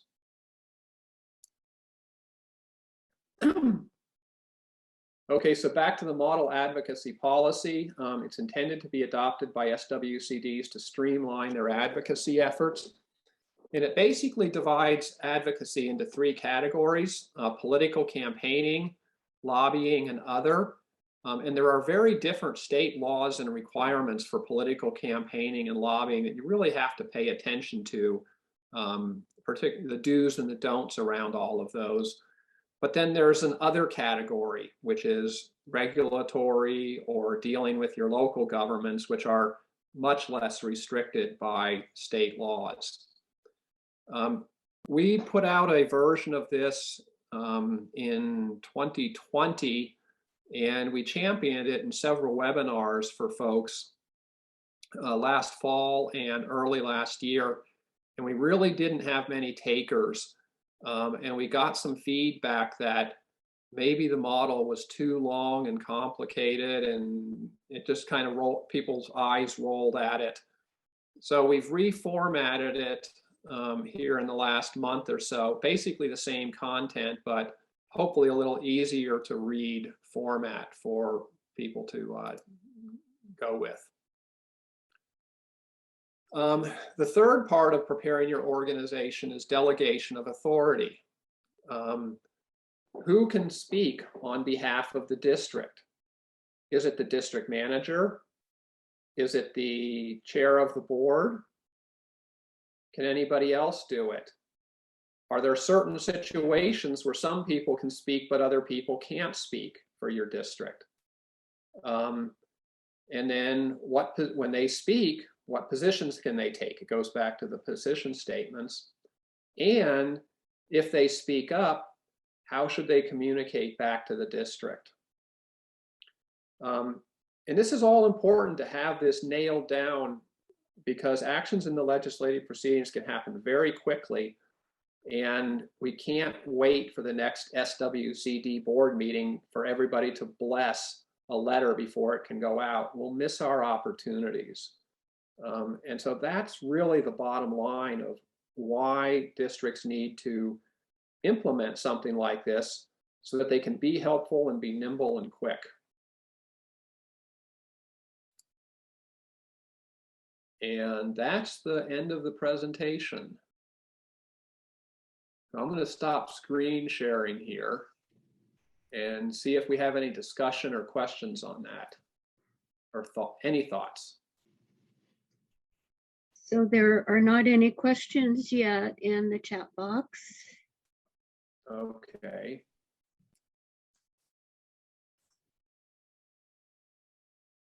Claire has his Okay, hand and raised. Yeah. Yeah. Claire. Oh, Back to seeing things. am I go? Yeah, go, Claire. Yeah, Stan, I don't necessarily have, I've, for everyone, my Claire Clock, I've been participating on the Ag Committee since it was, or on the Legislative Committee since the form. And I just had a couple of comments.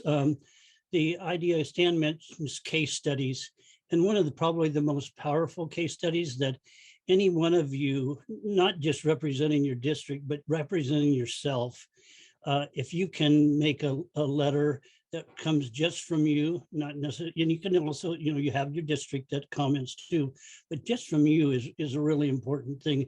And I'll give you an example of that. I lost the water in my well. And so when they were looking at legislation, which OACD supported to help with well mitigation and people that lose their water in their well, the OACD commented, and then I commented on an individual. And so that is really helpful too. So not just from the OACD point of view, but for your own. So that was the major thing. And then the other thing that I do is, and Stan mentioned a little bit, but my legislator, know my legislators, the representative and senator, and I will support them, or I'll write a note of support for them on some of their other bills, not necessarily the natural resources or farming bills, but something else that they're sponsoring, just to show them that I'm just not there just for one thing. And so that's just a comment, and it doesn't take much time. So, and if anybody has any questions on that, I'll be glad to help you along. Thank you. I will say Claire has been a very active member of our committee and very appreciated, and he really does what he says he's going to do here. He really does spend time on his own and research the issues, and if it's not an OACD issue, but he feels about it, he takes off his OACD and district hat and weighs in.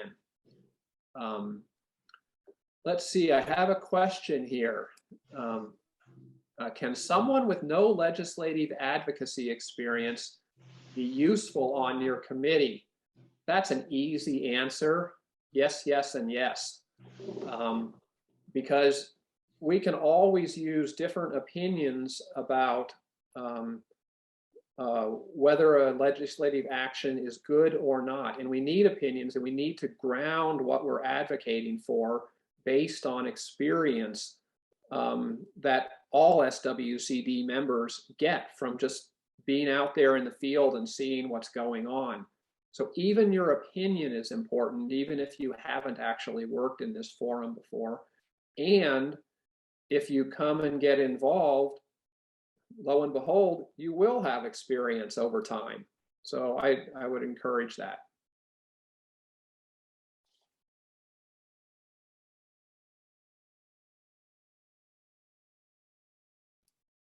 Okay. Any other comments here? We're about 10 minutes ahead of schedule, which is good on the second day. So maybe we should stop and take our break now. Does a 15-minute break work for folks? Okay, assuming, oh, I see Terry's thumbs up there. Okay, Terry likes 15. Okay, so it's 2:35. Let's be back here at 2:50. All right. Okay, Thank you. see you in a bit.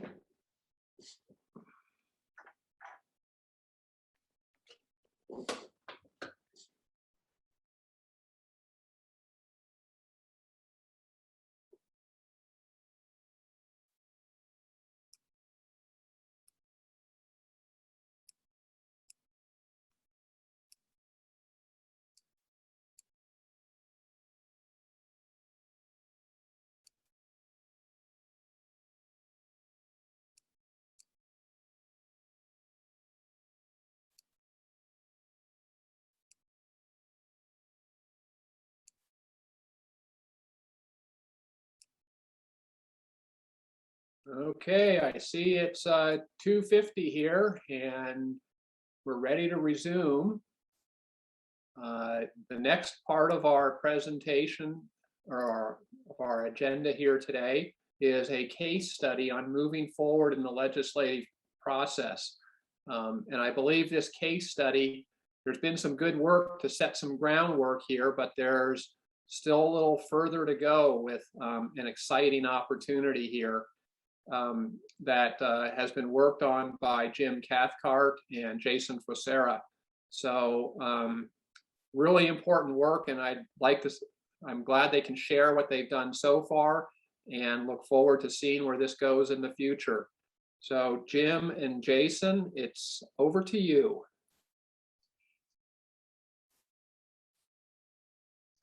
Great, thanks, Stan.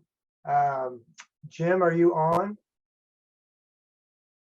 He may be coming a little bit later. I know he got pulled off on a call that he had to take, so he may be still getting prepped.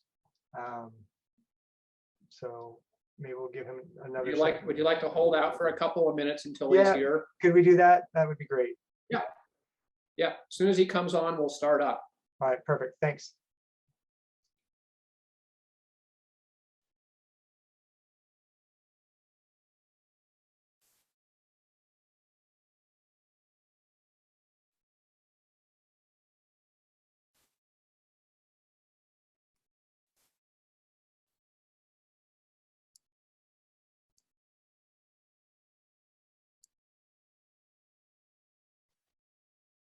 So if we have a moment, Stan, maybe I could take this opportunity to introduce Samantha. Yes, let's do. Sure. Throughout yesterday and today, Samantha helped us out by keeping the Zoom program moving along and recording, and she'll be editing and saving those recordings for us. So Samantha, can you put your picture on if you're there? There she is. Hi, everyone.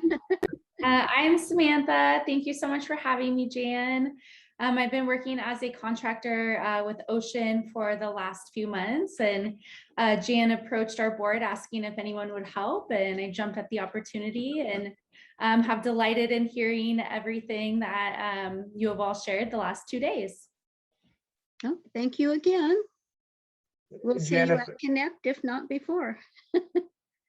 Hey, Jan, if I could give a plug too for Samantha, she's helping us with our outreach to folks for the conservation planning certification through Ocean. So you guys probably just received, district managers received an email this week in regards to that. So if you could work with Samantha to help get that figured out for your district, help us understand who's looking for certification and who needs what from NRCS at your districts, that would be really great.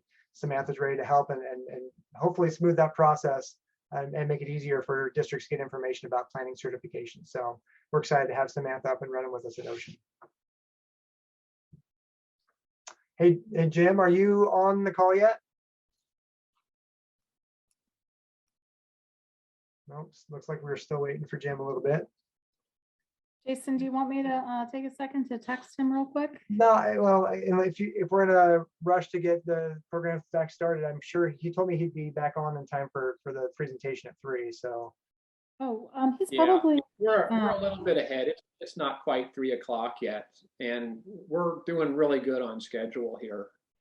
Should we just break for another few minutes and come back at 3? I wouldn't expect. Whatever folks want to do. Yeah. Yeah. Okay. Yeah, I thought actually our break was at 3, so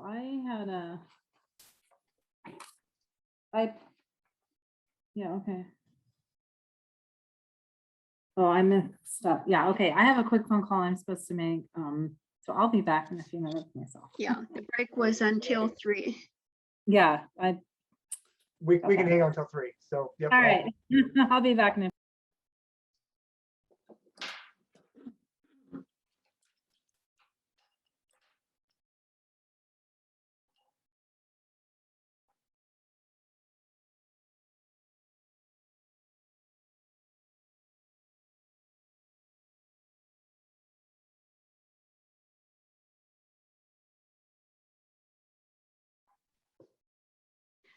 So in the meantime, Stan, I'll share an idea with you. I will work on a piece for Senator Golden next Monday and send it on to you, and we can edit it together before we send it on. Were you thinking more than just sending our final comment letter on that? Yes, adding some comments and then having that for an attachment. I think that would be really good. He opened the door to listen on that subject, and I think that's excellent. It'd be very good to do. Yeah, I'll be ready to look for Okay. whatever you come up with. Sounds good. And Jan and Claire, he also asked when I made my comment, he asked about some written information regarding small farms and sequestration, stuff like that. And I was going to talk to you and Stan maybe about that to get him some information or whatever. So after the meeting here in the next couple of days. Okay, if you've got any ideas on what would be good there, yeah, let's share them and follow up.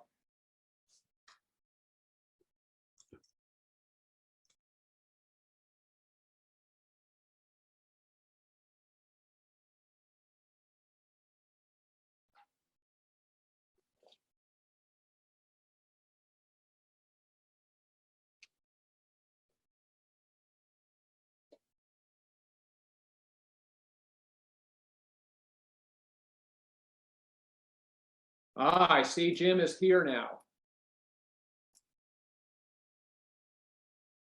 Or, I think he was here before. I don't know if he was actually. oh, okay, so he's just logged in, but he's not at the screen at the moment. Okay. Yep. Okay.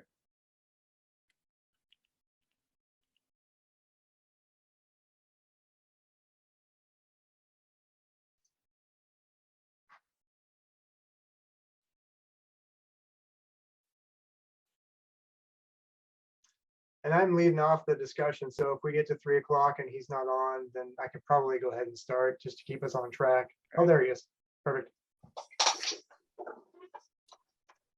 Hey, Jim. Okay. So, Jim, we're ready for you and Jason to start with your presentation here. Perfect. And I'll go ahead and get it queued up here and we'll get started.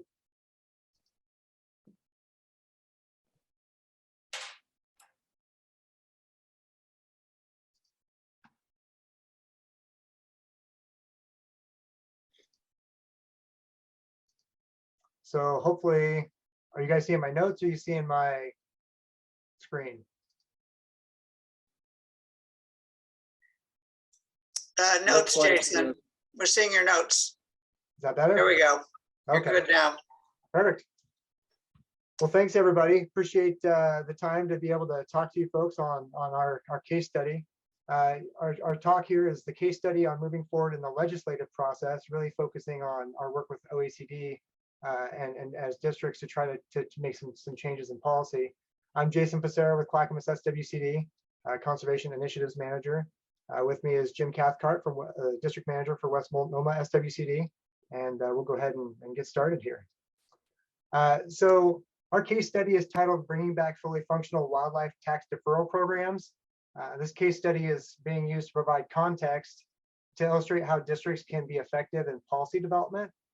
Our specific case involves 2 tax incentive programs that are mandated by the legislature and assigned to ODF&W, and they allow landowners to receive tax deferrals on land managed for wildlife habitat, kind of similar to ag and forest deferrals. Jan has posted materials related to our talk today for folks that want to dive deeper into the case study. Additionally, we've shared a version of the presentation with embedded notes that go into more detail about our journey towards making these programs available and viable again in the North Willamette District for ODF&W. So if you want to look back at those notes and things that Jan shares related to our topic, there's a lot more information in there if you really want to dig deeper, either on the effort or on how to work with to advance policy.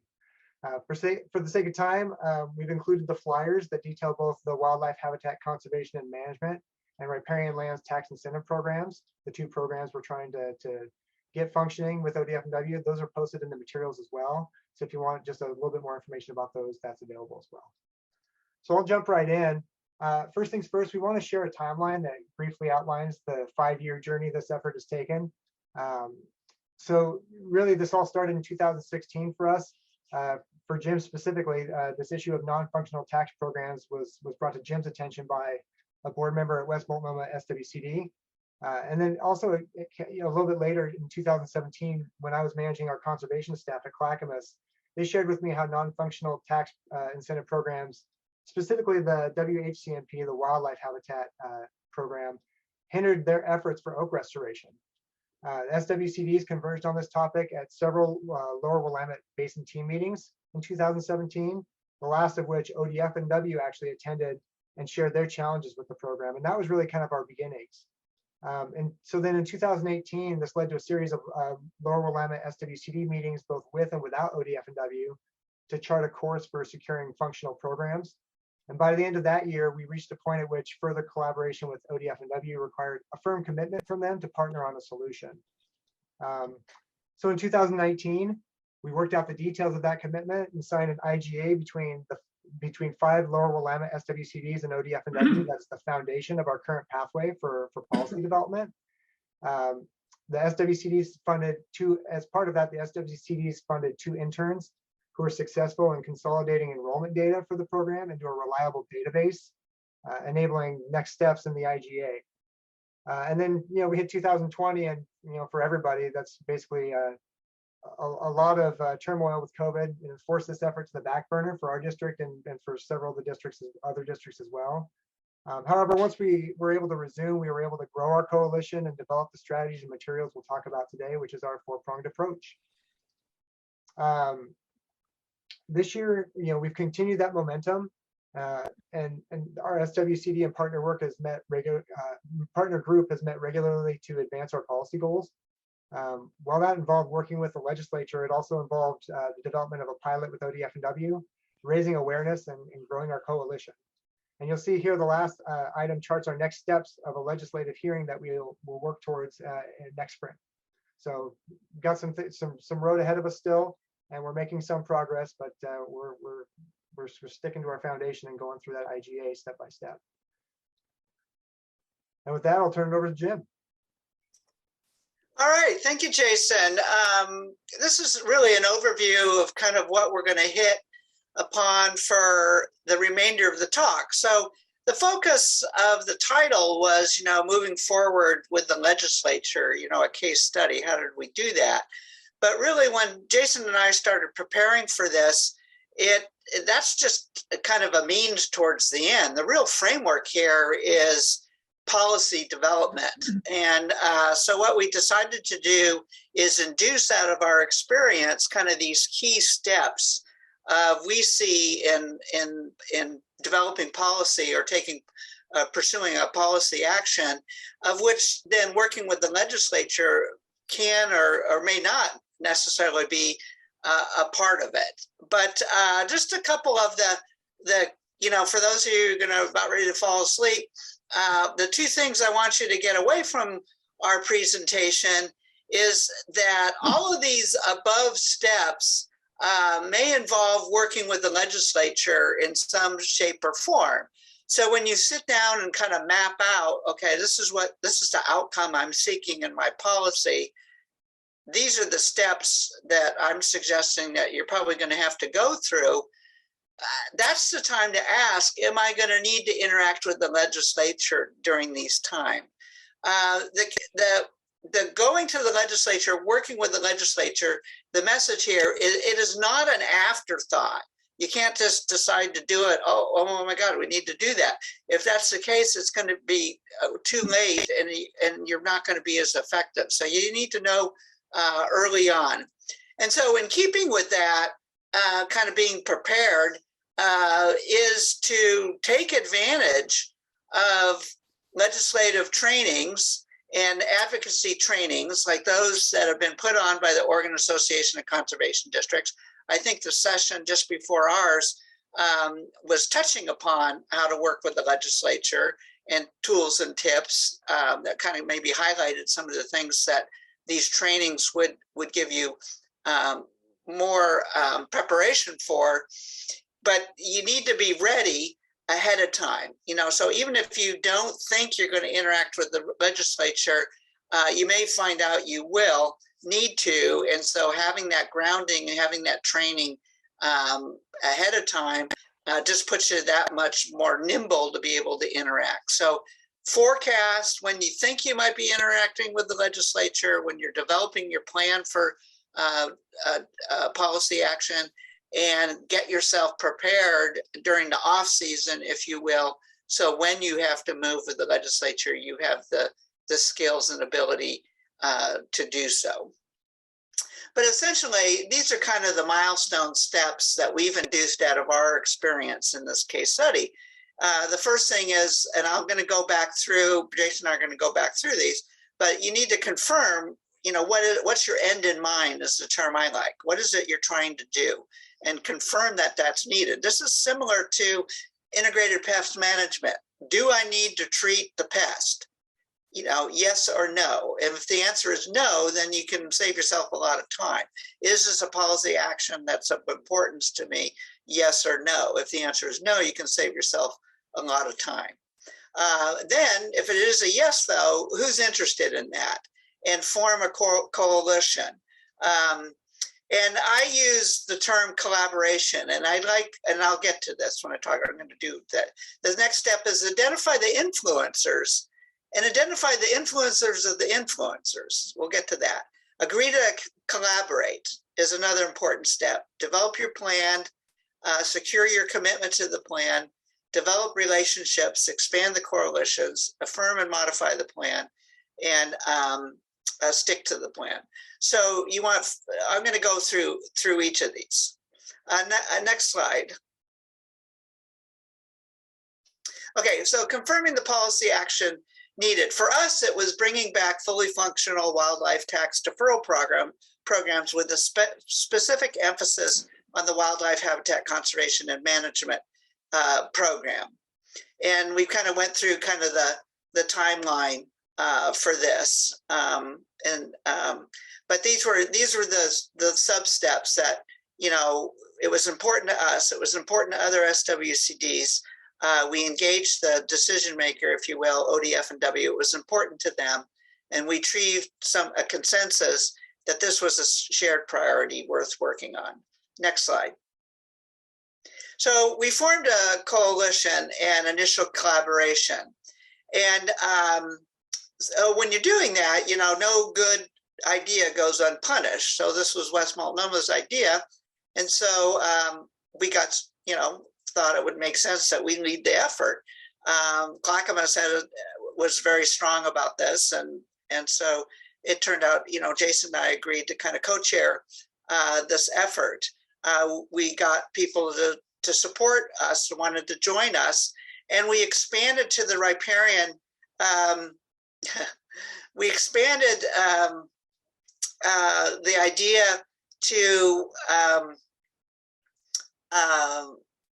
the Riparian Lands Tax Incentive Program because that was important for East Multnomah. So for East Multnomah to join the fold, we expanded the scope of our work to include the Riparian Lands Tax Incentive Program, which was important to ODF and W that we work on both of these. So there was good synergy there. And then we had some others join us. Next slide.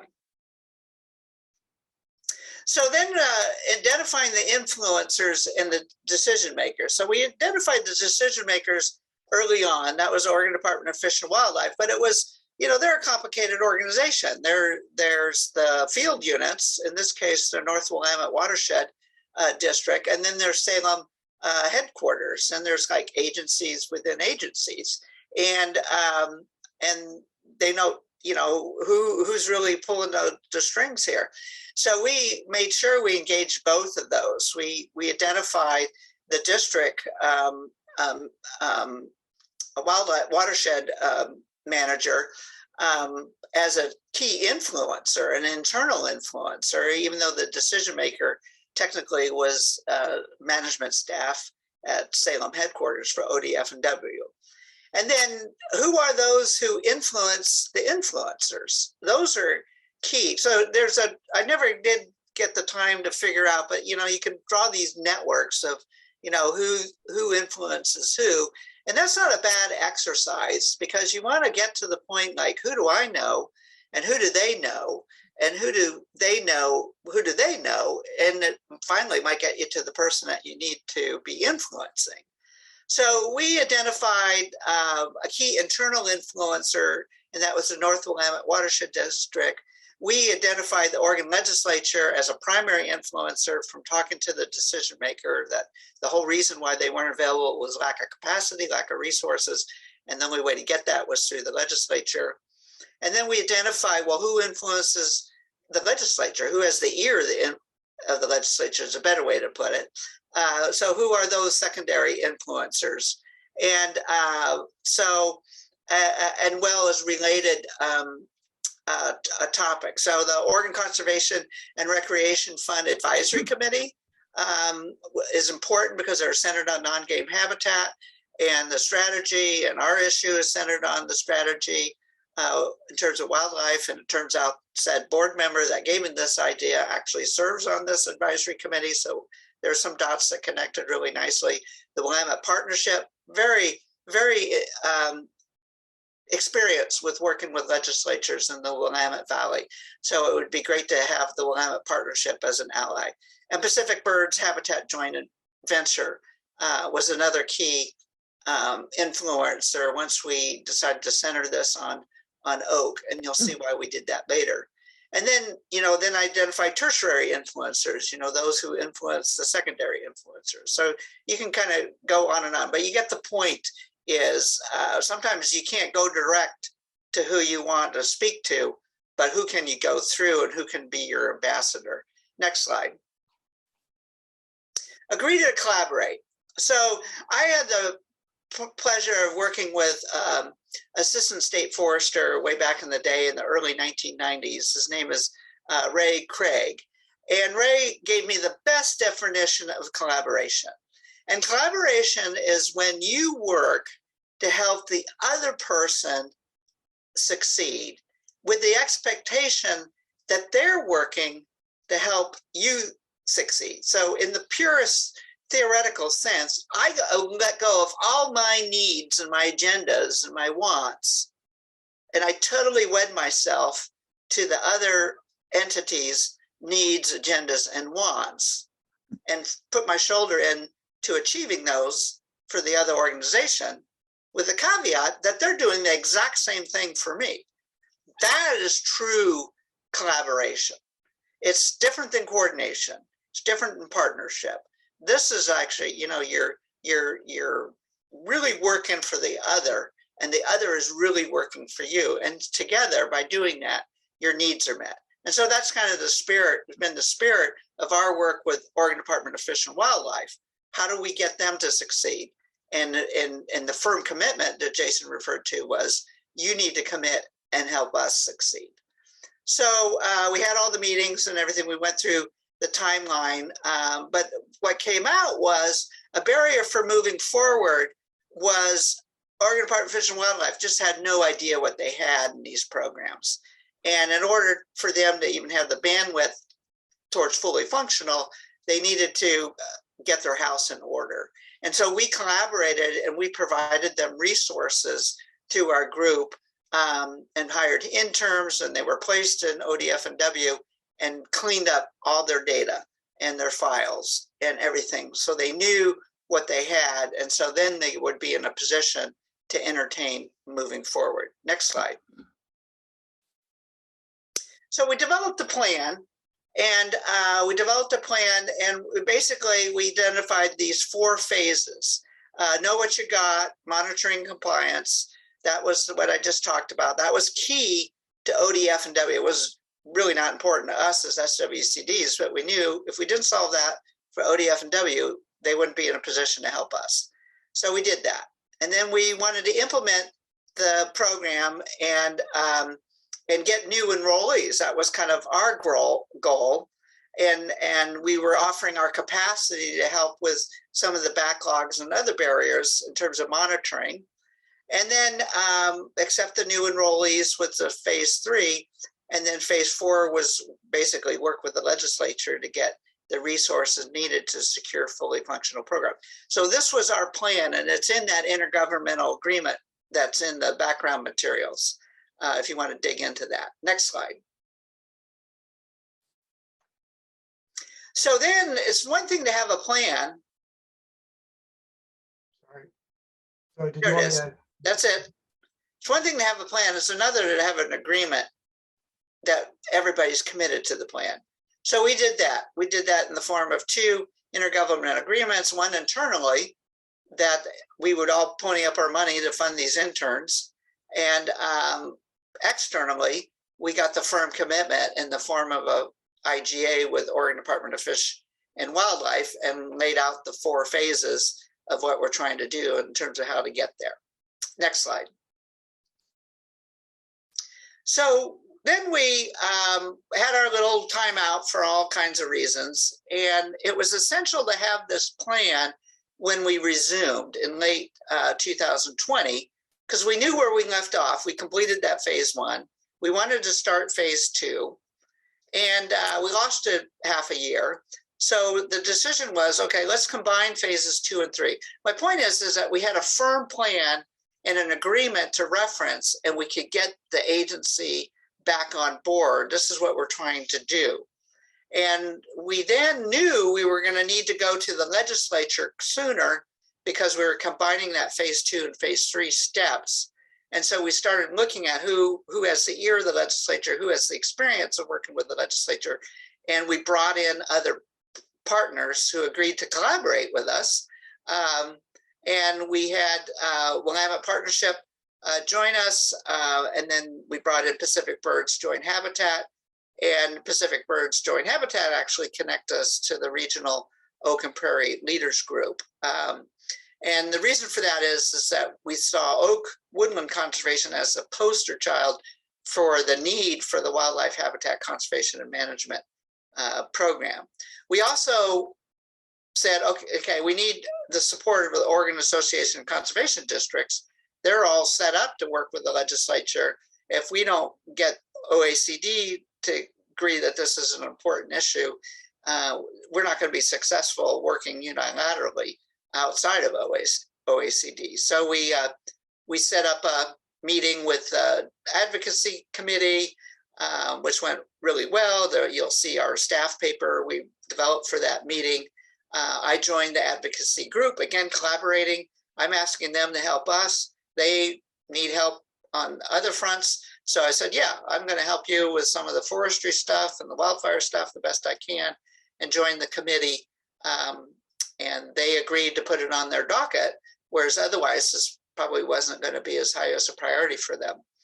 And that came really well because Jan Lee was instrumental in gaining us access to legislators. Jan's insight, being on the Capitol, working every day on the Capitol, is key. When are these people even going to pay attention to you, or could?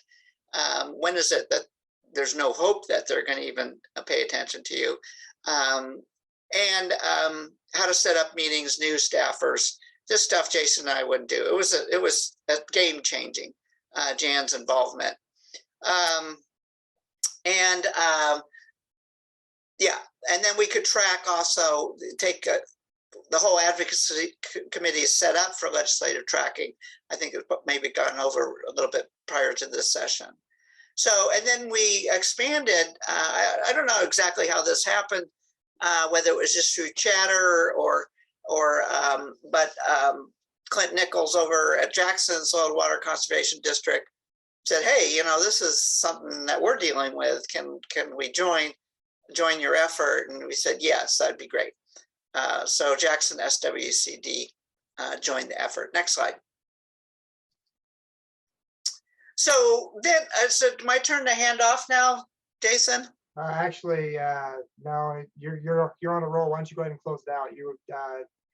I was, yeah, you covered most of my slides, so I think. Okay, well, you want to. I'm sorry. No, I got excited. You've got it in your head, so why don't you go ahead and keep on going? Okay, great, thank you. If I get to a point to hand it back to you, I will, maybe for closing. Yep, sounds good. So we developed our legislative strategy. So this is kind of what people might be expecting us to spend our time on. But again, this doesn't mean anything unless you see that bigger context. So the legislative strategy, we ended up being quite busy this year. And again, using that definition of collaboration, we said, well, what is it we can do this session? And we thought it was too big of a leap to start talking about wildlife tax deferral programs. And the issue was capacity in Oregon Department of Fish and Wildlife, mainly even just to address non-game habitat more general, or implementing the Oregon Conservation Strategy more general. And so that's what the Oregon Conservation and Recreation Fund was kind of about. The governor was proposing bringing back the Habitat Division, but kind of gave the agency a little bit of a limp handshake in that regard, and not bringing back the agency's request for that habitat decision, most importantly, leaving out the field positions necessary. And so we thought, like, okay, well, those things need to happen to put us in a position to have a conversation about how ODF&W can implement these programs. So we put all our energy in just supporting the budget for ODF&W and the Habitat Division. And here are all the little nuances of the meetings and everything that kind of Jan helped us navigate through. And we were successful. And I think the next slide will say we also were very lucky. But at the end of the day, Oregon Department of Fish and Wildlife had the Habitat Division. They had all the new habitat biologists that they requested added back in by the legislature. And while Jason and I were chirping away during the spring about those things, we then used our little flyer and we said, oh, by the way, once ODF&W gets this capacity, these are important programs that need to be implemented. And soil and water conservation districts have resources to help lighten the load. So yeah, next slide. All right.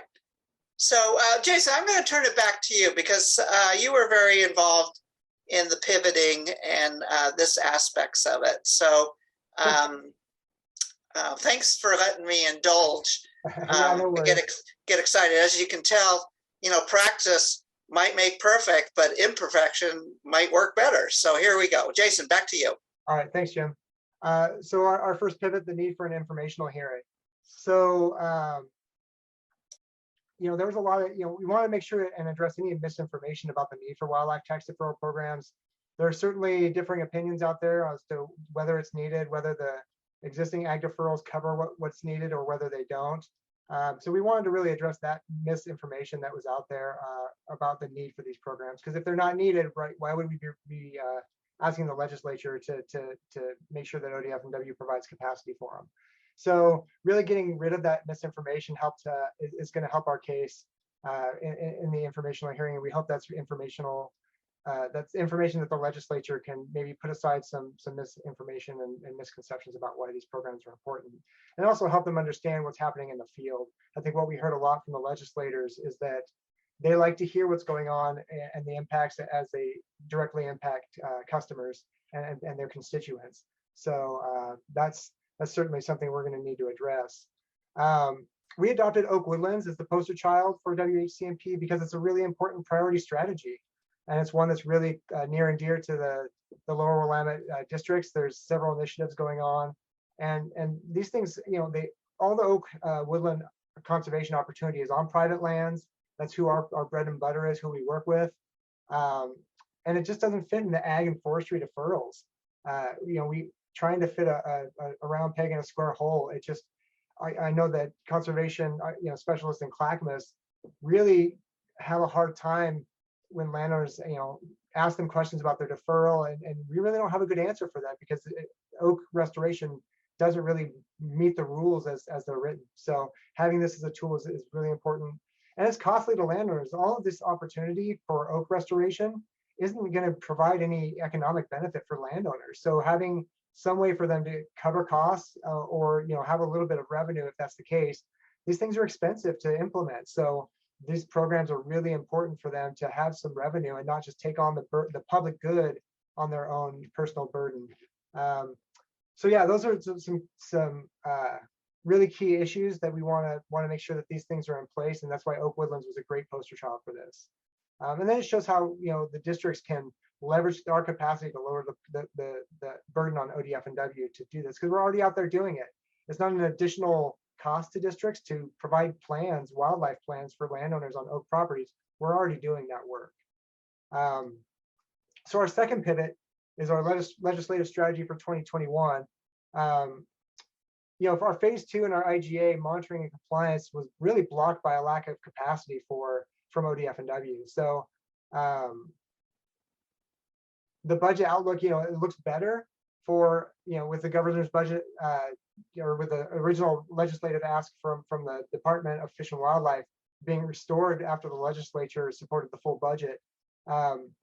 It looks better, but there's still a lack of capacity. So, getting more, our message to the legislature in these hearings is going to be getting more field positions is critical to having these programs be available and not having them shut off, halfway, 2 years in because we've hit another capacity drain.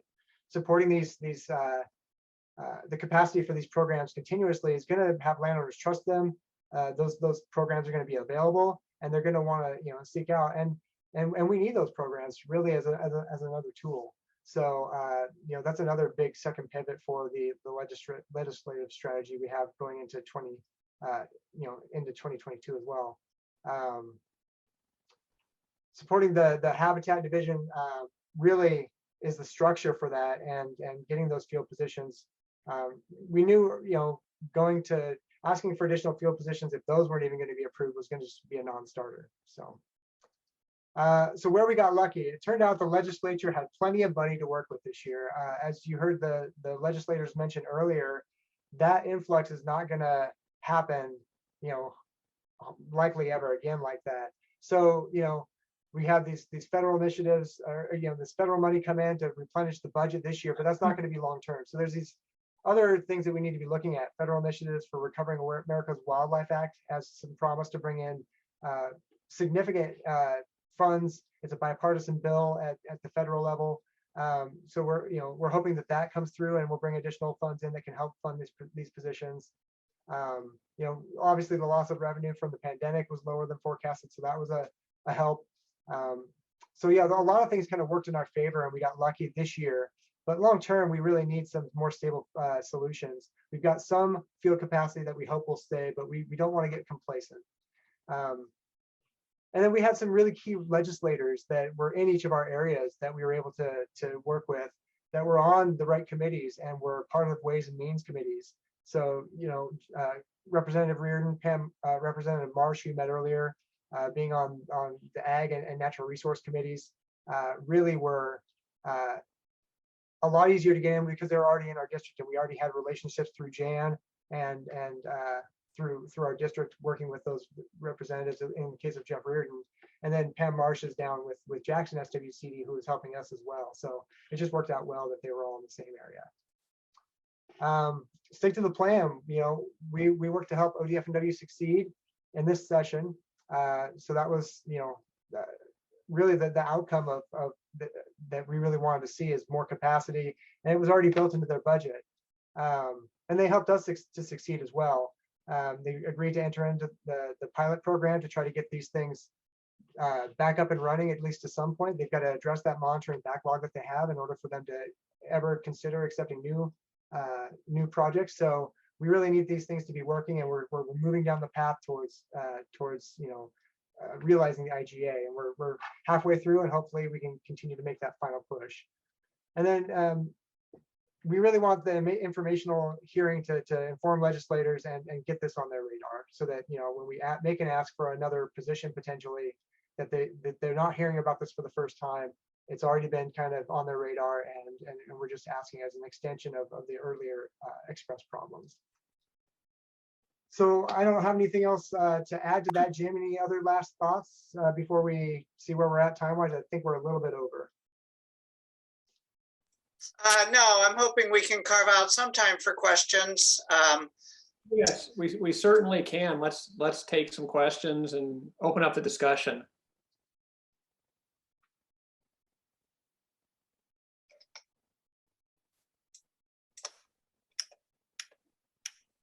While we're waiting for a question to come in, I'll just, listening to that, it really makes the point that trying to make a big change happen, you don't just wake up one morning and say, I want to make this change happen, and in a couple of months it's going to happen.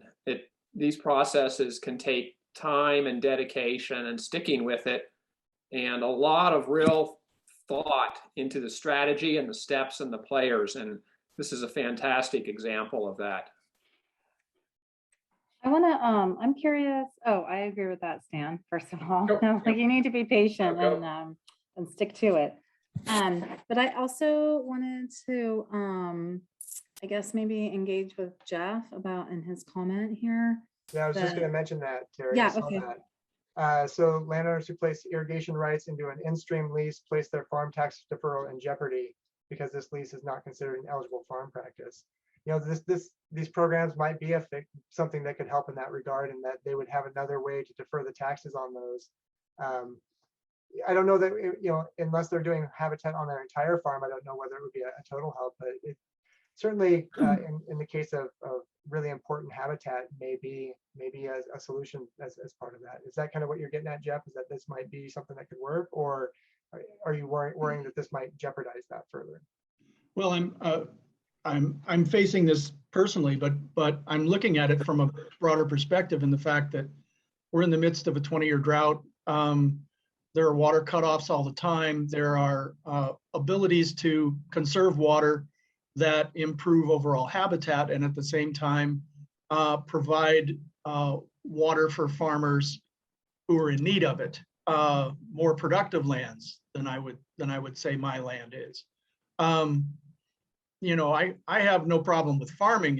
It's just the fact that when you do something that tries to address the issue from a conservation standpoint, you're penalized. Right. That's something we've certainly had a lot of discussion about with our SWCD group. We want, if someone's going to farm, it's in the best interest of everybody that it's the farming is like with regular markets, and it's like a true effort to farm. A lot of times these ag deferrals force people into farming that really don't want to farm or aren't set up to farm. So that's not your case, but on the west side, we certainly have a lot of that, where people are just farming just to get their deferral, and whether it really kind of impacts things negatively. Jackson expressed that as well down in their area, that these farmers affect their markets. So it is a penalty for farmers that really aren't able to get their water. Like in your case, that's a penalty to them, not because they don't want to farm, but because it's just not a good fit at the time. So I think there are a lot of those issues where these deferrals don't really make sense, but people are penalized because they don't fit into these perfect boxes. Well, in my case, and I don't know other scenarios are going to be different, but in my case, I took an area that was going to be brown anyway and made it brown, and then so that I could have my green area, but that doesn't meet the assessor's criteria at this point. Right. So you end up with an extra tax bill for making something probably more how it should be. Right. More efficient anyway, and more responsive to the overall needs of the community, because we have highly productive farmlands going dry in August because there's not enough water downstream for them. Fair enough. And I was told that this was an oversight and that it could be rectified in the next session, but I don't hold a lot of trust in that. Certainly probably doesn't make you feel any better. No. There are But other- any addition, whether it qualifies as wildlife habitat, I doubt, but it does for the stream, for the river, but not for my particular piece of property. Right. Yep. Okay, do we have any more discussion or questions?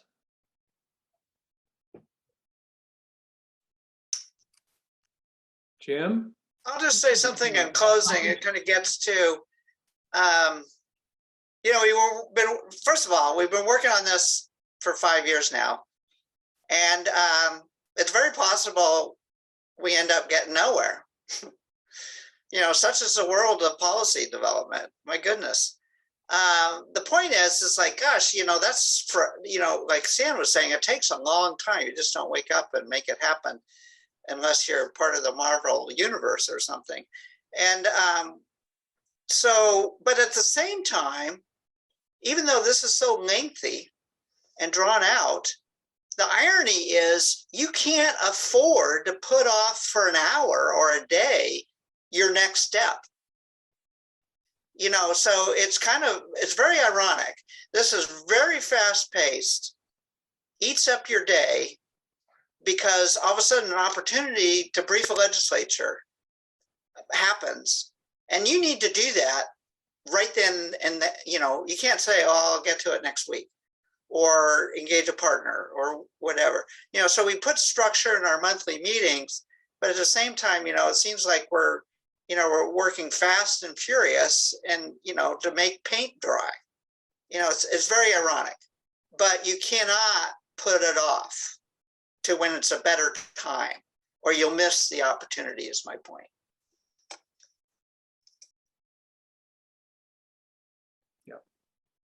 Okay, well, Jason and Jim, thank you so much for putting that together and sharing with us. I think it's a fantastic example. Thank you. Yep, thanks for having us.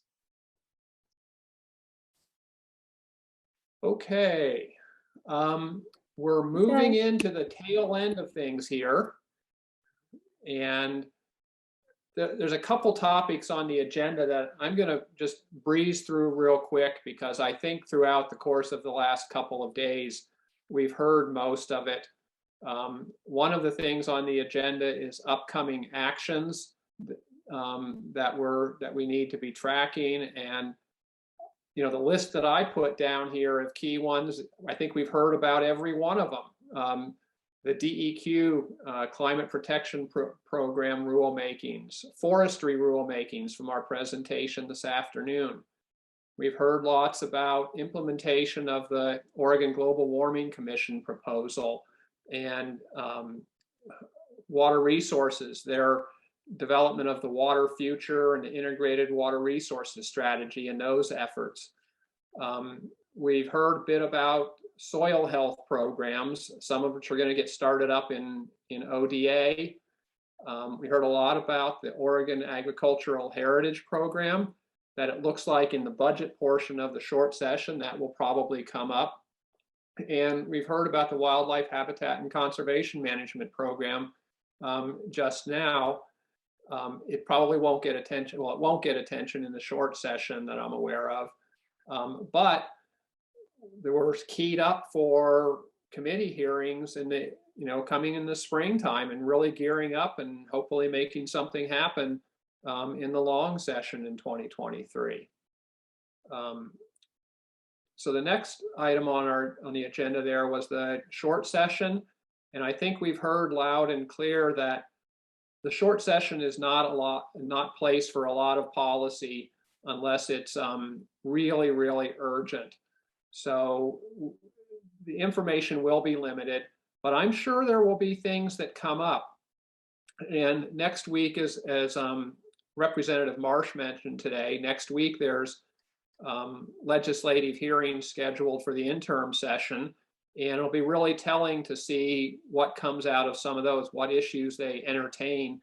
And that'll be a good indication. And of course, when we go into the short session, we will do our normal look at all of the proposed legislative concepts and proposed bills and screen through them for what's important and what's not.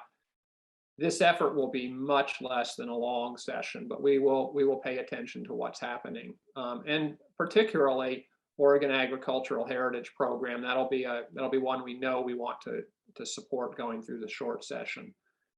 For the 2023 long legislative session, we've heard just now about one of our priorities for that point in time, and we haven't really figured out amongst our advocacy committee what are other things that may be going into the 2023 session. But it's not too early to really start thinking about it. As we talked about, things can take time. So Jan, I really briefed through those updates because I think we've heard a lot of that stuff during the day. Do you have anything to add to those? I really don't. I think that we've covered all of those. Okay.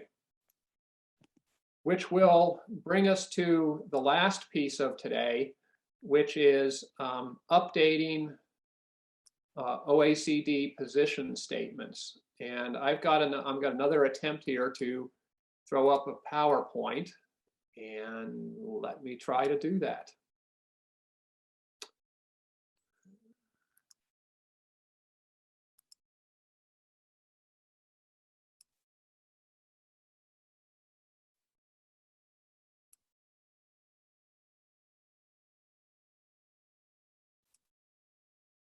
Okay, look, can everybody see this one?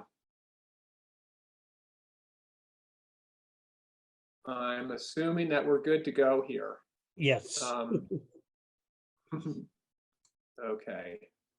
So today, this is really going to be fairly quick, but it's really to serve as a refresher on our position statements. What are the different topics that we address in here, and to seed ideas for possible updates. Remember back in 2019, we spent at one of our fall meetings, we spent several hours engaging the audience, going through draft position statements, and we're not trying to do that today. We do want the input, and we're going to set up a process here over the next couple of months to collect more of that input for updating them. So there will be a call for input into them coming out. We'll probably get that word out here in the next month or so, with the winter time being the opportunity for soliciting comments, and probably have some sort of webinar so that we can actually discuss some of these things in person.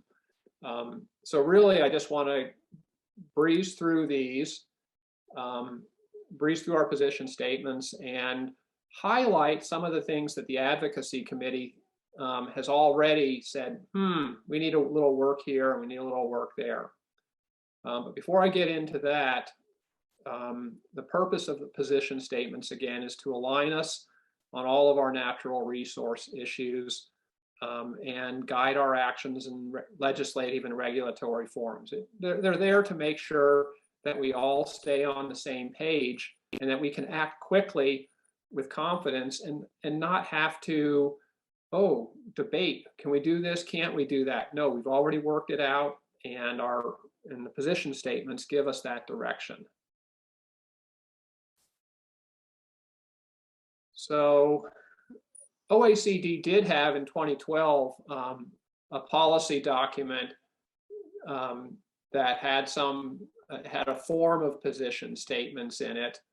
And we took that as a starting point, and we looked at you know, what NACD had as position statements, and that was basically how we got our initial draft. As I mentioned, we reviewed them as a large group in November 2019, and the board approved them in January of 2020, just under 2 years ago. So it's not been that long.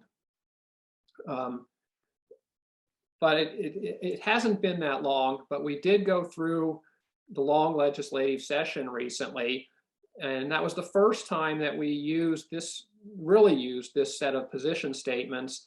And it really helped us flag a few areas where we think we could improve them. I'm going to refresh people's memory here on the position statement format. There's a title of it. There's a concise statement of the position. And then we have a paragraph that provides a little more verbiage to clarify what we're trying to say there, or embellish on what we're trying to say. In these statements, they really must be kept at a high level. Yes, they're 12 or 13 pages long when you read the whole document.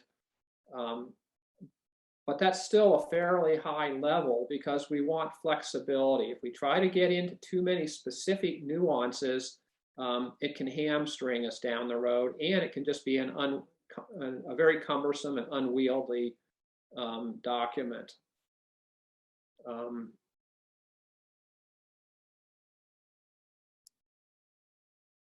So what I've got here is every single position statement is going to be in these slides, but in these cases here on the first ones, it's just the title and the position statement itself. I didn't include the paragraphs here on the additional discussion just because I don't want these slides to get too busy, and I don't think today is really the time to get into too much detail on it.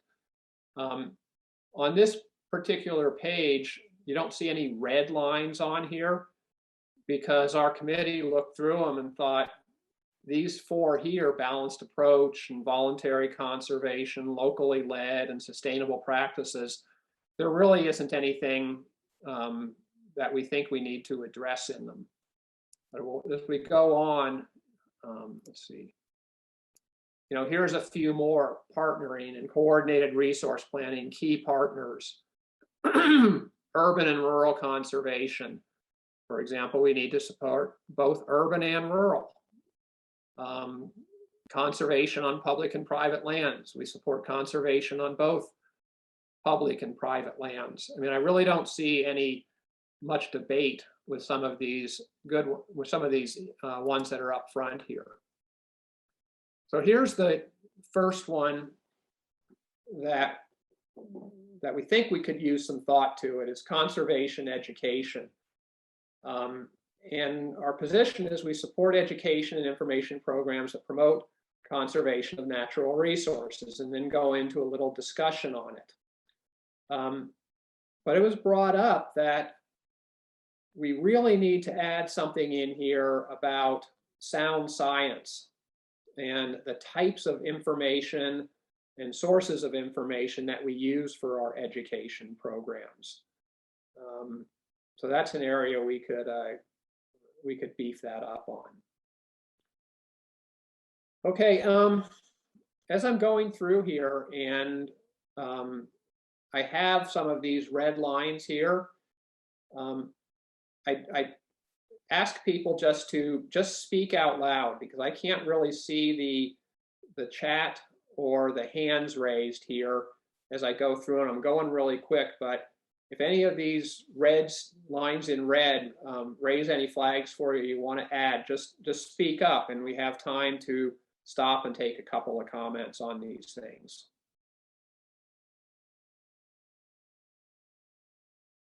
Okay. Stan, this is Jim. Not a flag on that last one, but I think, you know, that was the whole issue with the Oregon Forest Resources Institute in the legislature. You know, filtered Go ahead client. and elaborate on that, because that is exactly where that came from. Go ahead and dive into that. Well, I mean, objectively, the Oregon Forest Resources Institute was set up to fail, in my opinion. they're an advocacy group for the forest product industry. And like Senator Golden said, there's nothing wrong with that. But they also were pitching themselves as an environmental education organization about forests. And so as a result, their curriculum for environmental education was filtered and swayed towards promoting the forest product industry. And that's not what we need in objective environmental education. And the science-based piece is, well, you know, there's doing science or selective science, or and so there was, you know, efforts to undermine certain scientific views that the Oregon Forest Resources Institute kind of got caught trying to influence. And but we should be supporting what I call pure environmental education programs that are science-based. They're not agendas, they're not propaganda, they're not positional, just teaching people about the information so they can decide what they think using that information. Right. So I just want to reinforce that this is one I'm certainly willing to help out with, and glad you have it flagged. Yeah, and this is a great example of, we saw something in the legislative session, looked back at our position statements and said, ooh, we really didn't address that particular issue. So this is an attempt to improve what we've got. Okay, let's move on here. Hi, I'm having a little bit of, I'm sorry, I'm clicking back and forth here. I'm having a little bit of problems getting the arrows to work on my PowerPoint to work the way I want. Okay, so conservation planning.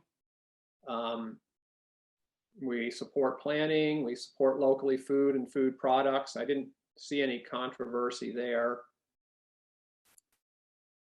Funding, we support funding for SWCDs. Does anybody have any problem with that? Oregon lottery funds, we think they need to be directed in the right places. SWCD fees for technical assistance. We support doing that. We support long-term funding for and commitment to conservation. These are all sort of our bread and butter types of things. But one thing that came up is when we were advocating for budgets for OWRD and ODA and the other agencies, we didn't really have a statement that calls for full funding for the agencies. And it's not just funding for us that's needed, it's funding for the agencies to do their job.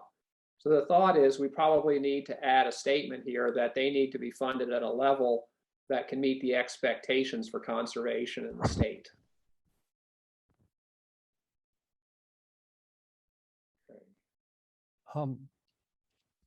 Hi, Stan. This is Tom. Yes. Just a general comment. I'm not sure if it's appropriate at this point.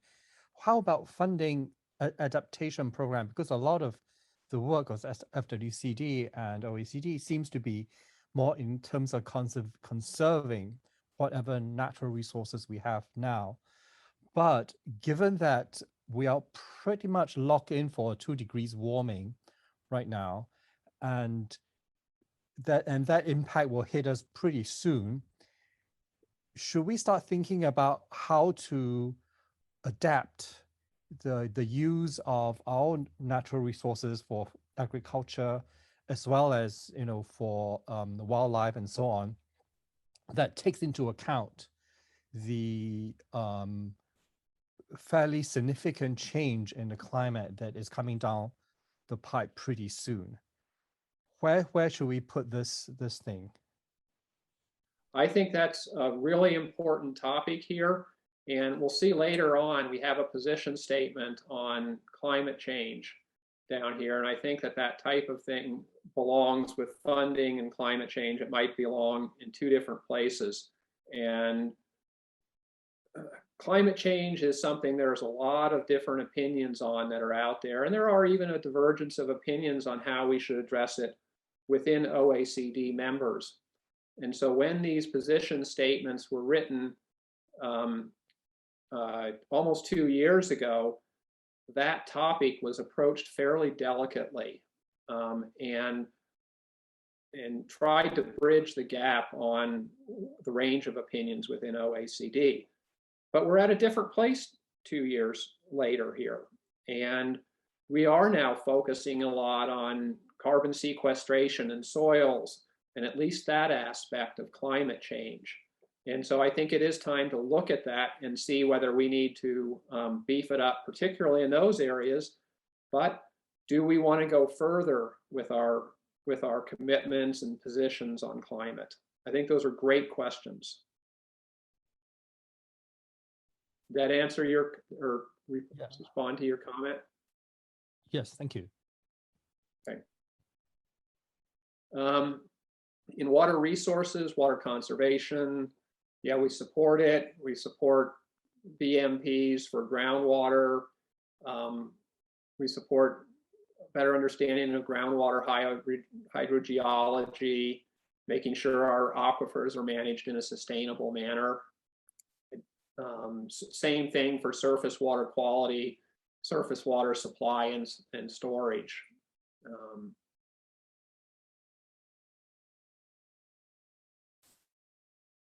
Now, water rights, an interesting one came up. A couple of topics came up this legislative session that tried to give more flexibility to those people holding water rights.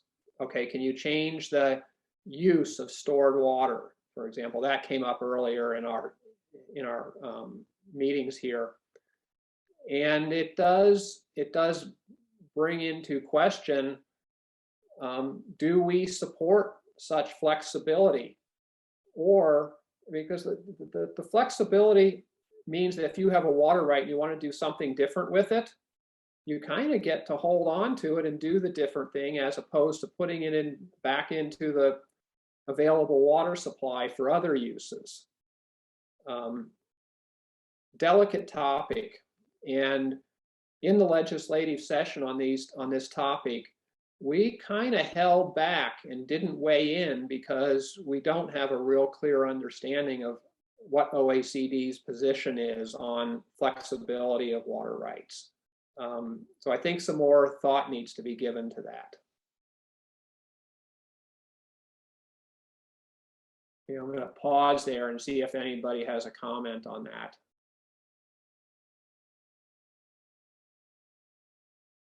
Okay. Yeah, I just have one, and that is that when you start jumping over other people's water rights, then that becomes a big controversy in the legislature. So whatever we do in that area, we have to do very carefully. Yeah. Because if one person is allowed to do something different, then it affects all the people with junior water rights.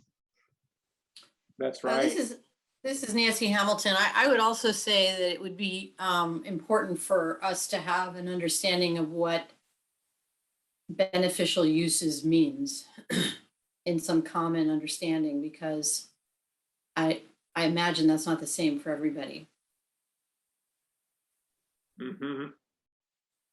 There is actually legislative wording about that we could share when we talk about this. Then, yeah, that would be important to know, because the state's definition may not be what mine is or somebody else's. Right. And we should have a common understanding of that, and then consider this statement again with that information.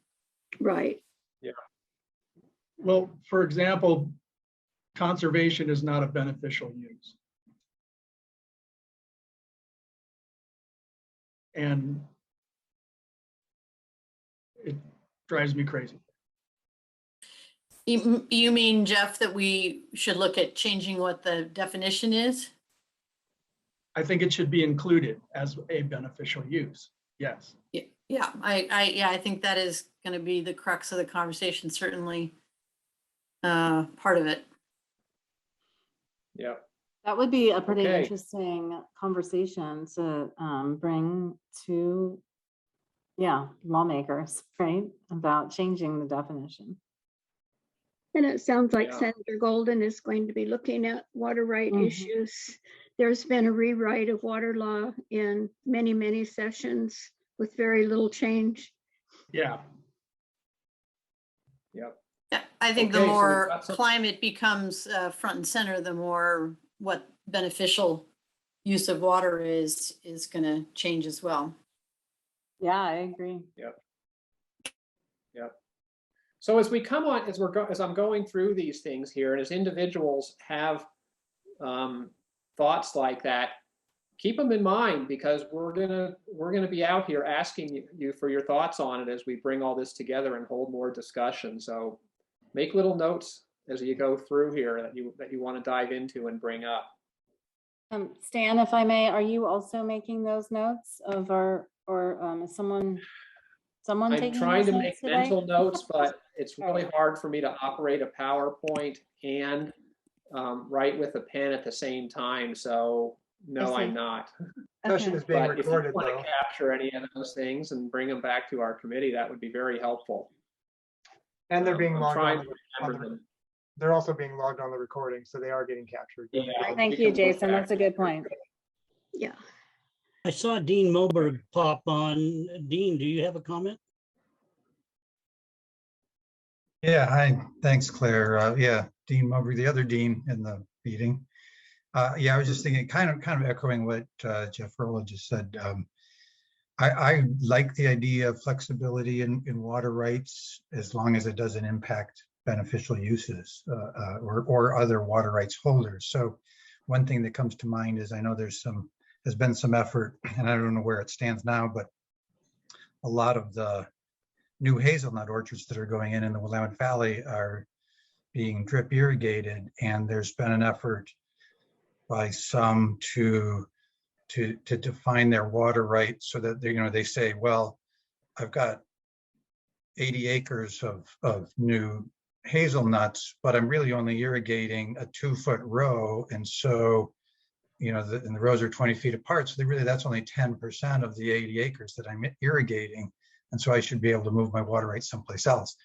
That's the kind of flexibility that I think we don't want. But if there's flexibility that allows people to conserve water and by modifying the way water law works, I'm all in favor of that.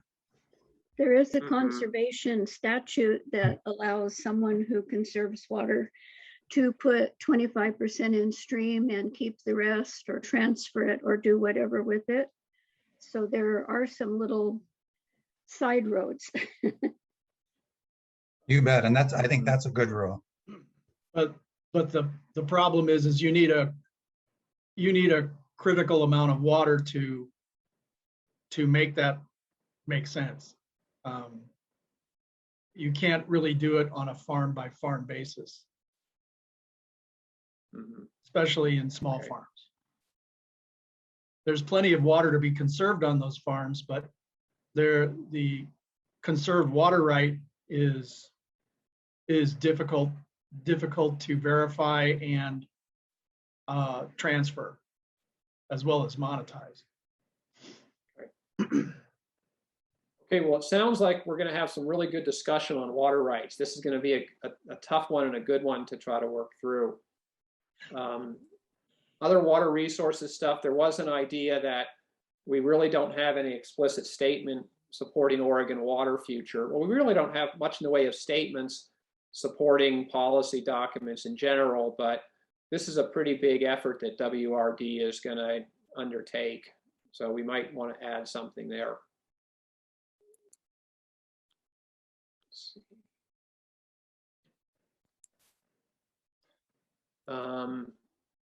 Same thing in forestry. We have a couple of statements and supporting successful sustainable forestry, fuels reduction. We want the ability to fight fires effectively.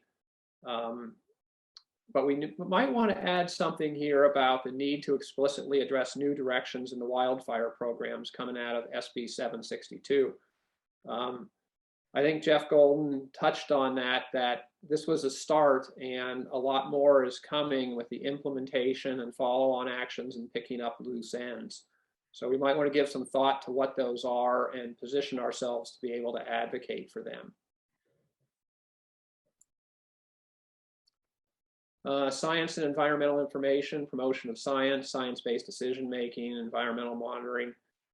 Those are pretty straightforward. This may be a place where one of our earlier comments of use of sound science in our education, those types of statements also belong in this portion of our position statements. Okay, climate and energy. The current one reads, OAD supports efforts to reduce greenhouse gases. Well, it's reduce greenhouse gas emissions. And when we got into the climate protection program, that was a real tripping point because the climate protection program said all we're about is emissions. Well, sequestration is not emissions, it's the reverse of it. And so we were excluded from this by the use of the word emissions. That's what they used to keep sequestration out in there. So we clearly need to change the language in our policy. And what we really don't care about from climate change is not emissions. It's not even sequestration. It's really what's the end result of everything in terms of gases, the amount of greenhouse gases in our atmosphere. So I think we need to pick that up. But this one here is also an opportunity to see, do we want to embellish and strengthen this one based on where we stand today as an organization? And I think there's worthy of some discussion around this one.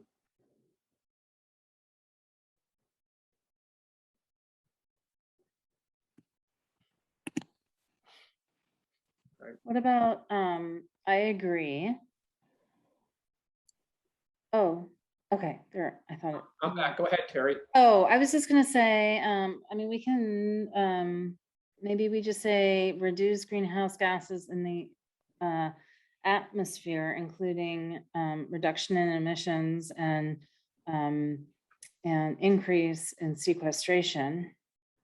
Yeah. You know, like we could be more explicit that we, oh, that's my cat.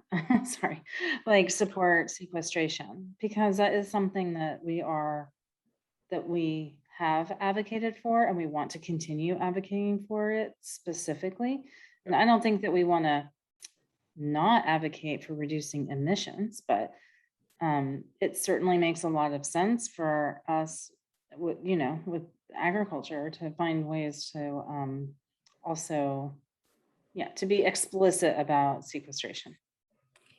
We had and I think that's exactly the type. Oh, go ahead. I was going to say, I think that's exactly the type of thinking to come up with enhanced wording in here that we'll want to do as we move forward and really get concrete words down in here. Jan, did you have something? I was just going to say that we had some good wording in our comments to DEQ about that specifically. I thought that was good language that we could use.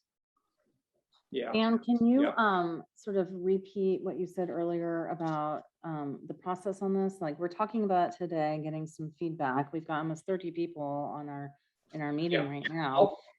My last slide gets into the process of next steps. Okay. I said it at the beginning, but I'll wrap up with that here.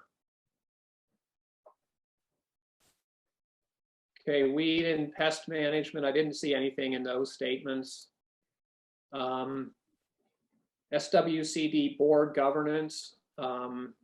This is a statement that's been hanging out there for a while. We had some controversy. We had some difficult discussions on that. It's still a pending issue that we may want to pick up again at some point in the future at the right time. ESA assistance, safe harbor.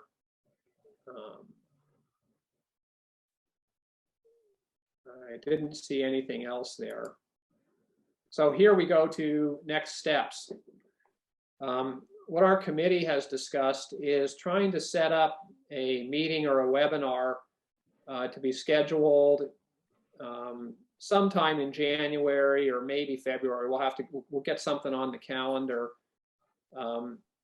And we'd like to be able to go through this not just in 30 minutes like we are today, but probably better part of an afternoon if we can, to sort through some stuff. And when we put out an announcement, of course, we'll want to get people thinking in advance about what their thoughts are, not just sort of show up and wing it at the time. We want to get the juices rolling before then. And then we'll probably want to follow that up with, after the webinar, it will take any written comments on these, and then they'll go back to the advocacy committee to take all of that and massage it and come up with a proposal that we then take to the OACD board for approval. So that would be next step. So I'd say the message here is, I'm hoping that I'm getting people thinking right now, and I'd encourage you to take some time, look back through them and see if there are other things that you think are needed, and get ready for the webinar and the giving us comments and input on it as we move forward. At the board meeting, we talked about a spring meeting that would deal with both the position statements and a new due structure. And one of the reasons we charged for this meeting is we want to purchase equipment for a hybrid meeting. So we could meet someplace in person, and those who could not be in person could be in the hybrid meeting. So there's lots of opportunities, lots of ways we can do this, but sometimes it's better to do something like this face to face. Yeah. So as Jan is saying, the exact details, we still have to sort some of them out, but we want to get people thinking right now that the time is right to do it. We would definitely want to have all this stuff wrapped up well in advance of the long legislative session. And that's it. Hey, Stan, could I add one more possible issue here? I think this is my first OECD convention because I was just elected to the Tualatin SWCD a year ago. But I was really happy to hear how many people presenting in the last couple of days mentioned DEI issues. And I think it would be good to have a stand that says, and I think OECD is already doing a lot of this, but I think it's good to say it out loud and include it, maybe expand it, that when we develop policies on conservation, that we think about marginalized communities or historically underserved or whatever the right term is, and include them in as much as possible in developing those policies. They're actually, the last statement in the policies does address the DEI issues. The title of that position wouldn't tell you that it does, but the wording on it actually does. But I think that, these times are changing rapidly, and I think it's always worthwhile to look at that again. Yeah, good. Thank you, Stan. And if I may add on that a little bit, as I think many of you know, I represent Oregon on our national association, and the national board has put out a very strong suggestion, I guess, to all state associations and districts throughout the country to adopt a diversity, equity, and inclusion statement, and to not just have it be, just stated there, but to, internalize it and really do something with it. So Jeff Rolla and I were going to start working on that, and then we got distracted with other things, but I think it's something that we can tackle both through our written policies and our position statements, as well as something maybe fleshed out more at the board level. Thank you. Okay. Well, this brings us pretty much to the close of our programmed agenda here. I think Jan set aside a little time for just wrap up. So instead of just letting everybody go here, let's take a few minutes for any parting thoughts on the topics this afternoon, or any other topics people want to share while we're still on the phone. Let's take 5 minutes just to see if anybody has anything they're interested in sharing.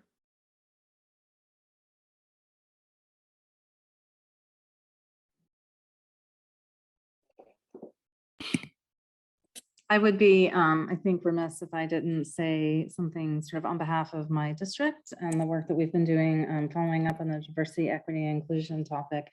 And that's something that our district does feel really strongly that we should remove barriers to participation and to sitting, being able to be elected to different zones. And that, as it came up briefly in our position statement, but you know, there's a historic barriers to access to these elected positions that were initially rooted in old racist land ownership laws in our state. And I know things have changed quite a bit, and that there are many people that believe that, you know, that the current rules aren't explicitly racist, but our position is that those barriers should be removed, and that land ownership and management shouldn't be in place. And that just like all of the other positions, almost every single other position in the entire state, anyone that lives in their district that they represent is eligible, as long as they're you know, a registered voter and they're 18 years old and they live in the district, they can run. And I know that that kind of change can feel really scary, but I think that in the end, that is morally the correct thing to do. And I think that that will open it up to allowing for more, there might be more people that we can begin to engage in the great work we do. So thank you for listening. Great. Anybody else have thoughts on anything they wanted to share?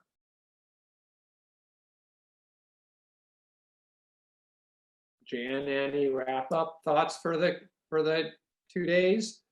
Are you gonna relax now? Oh, Nancy has her hand up.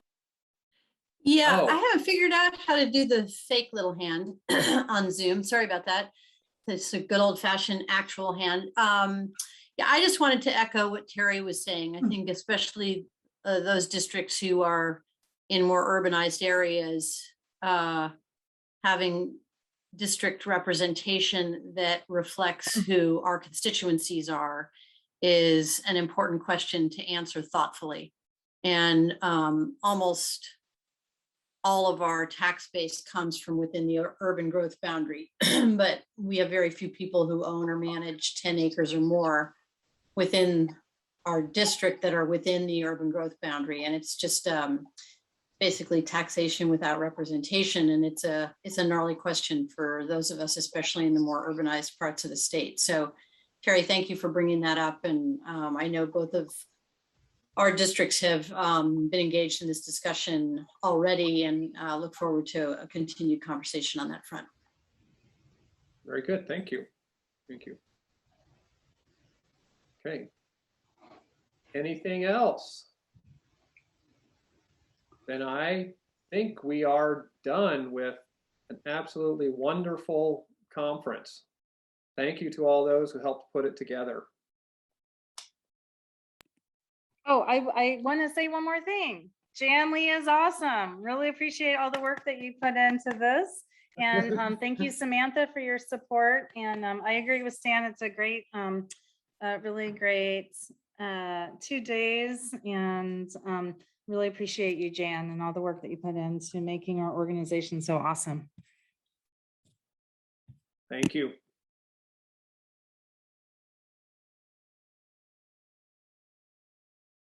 Jan, I don't know if you're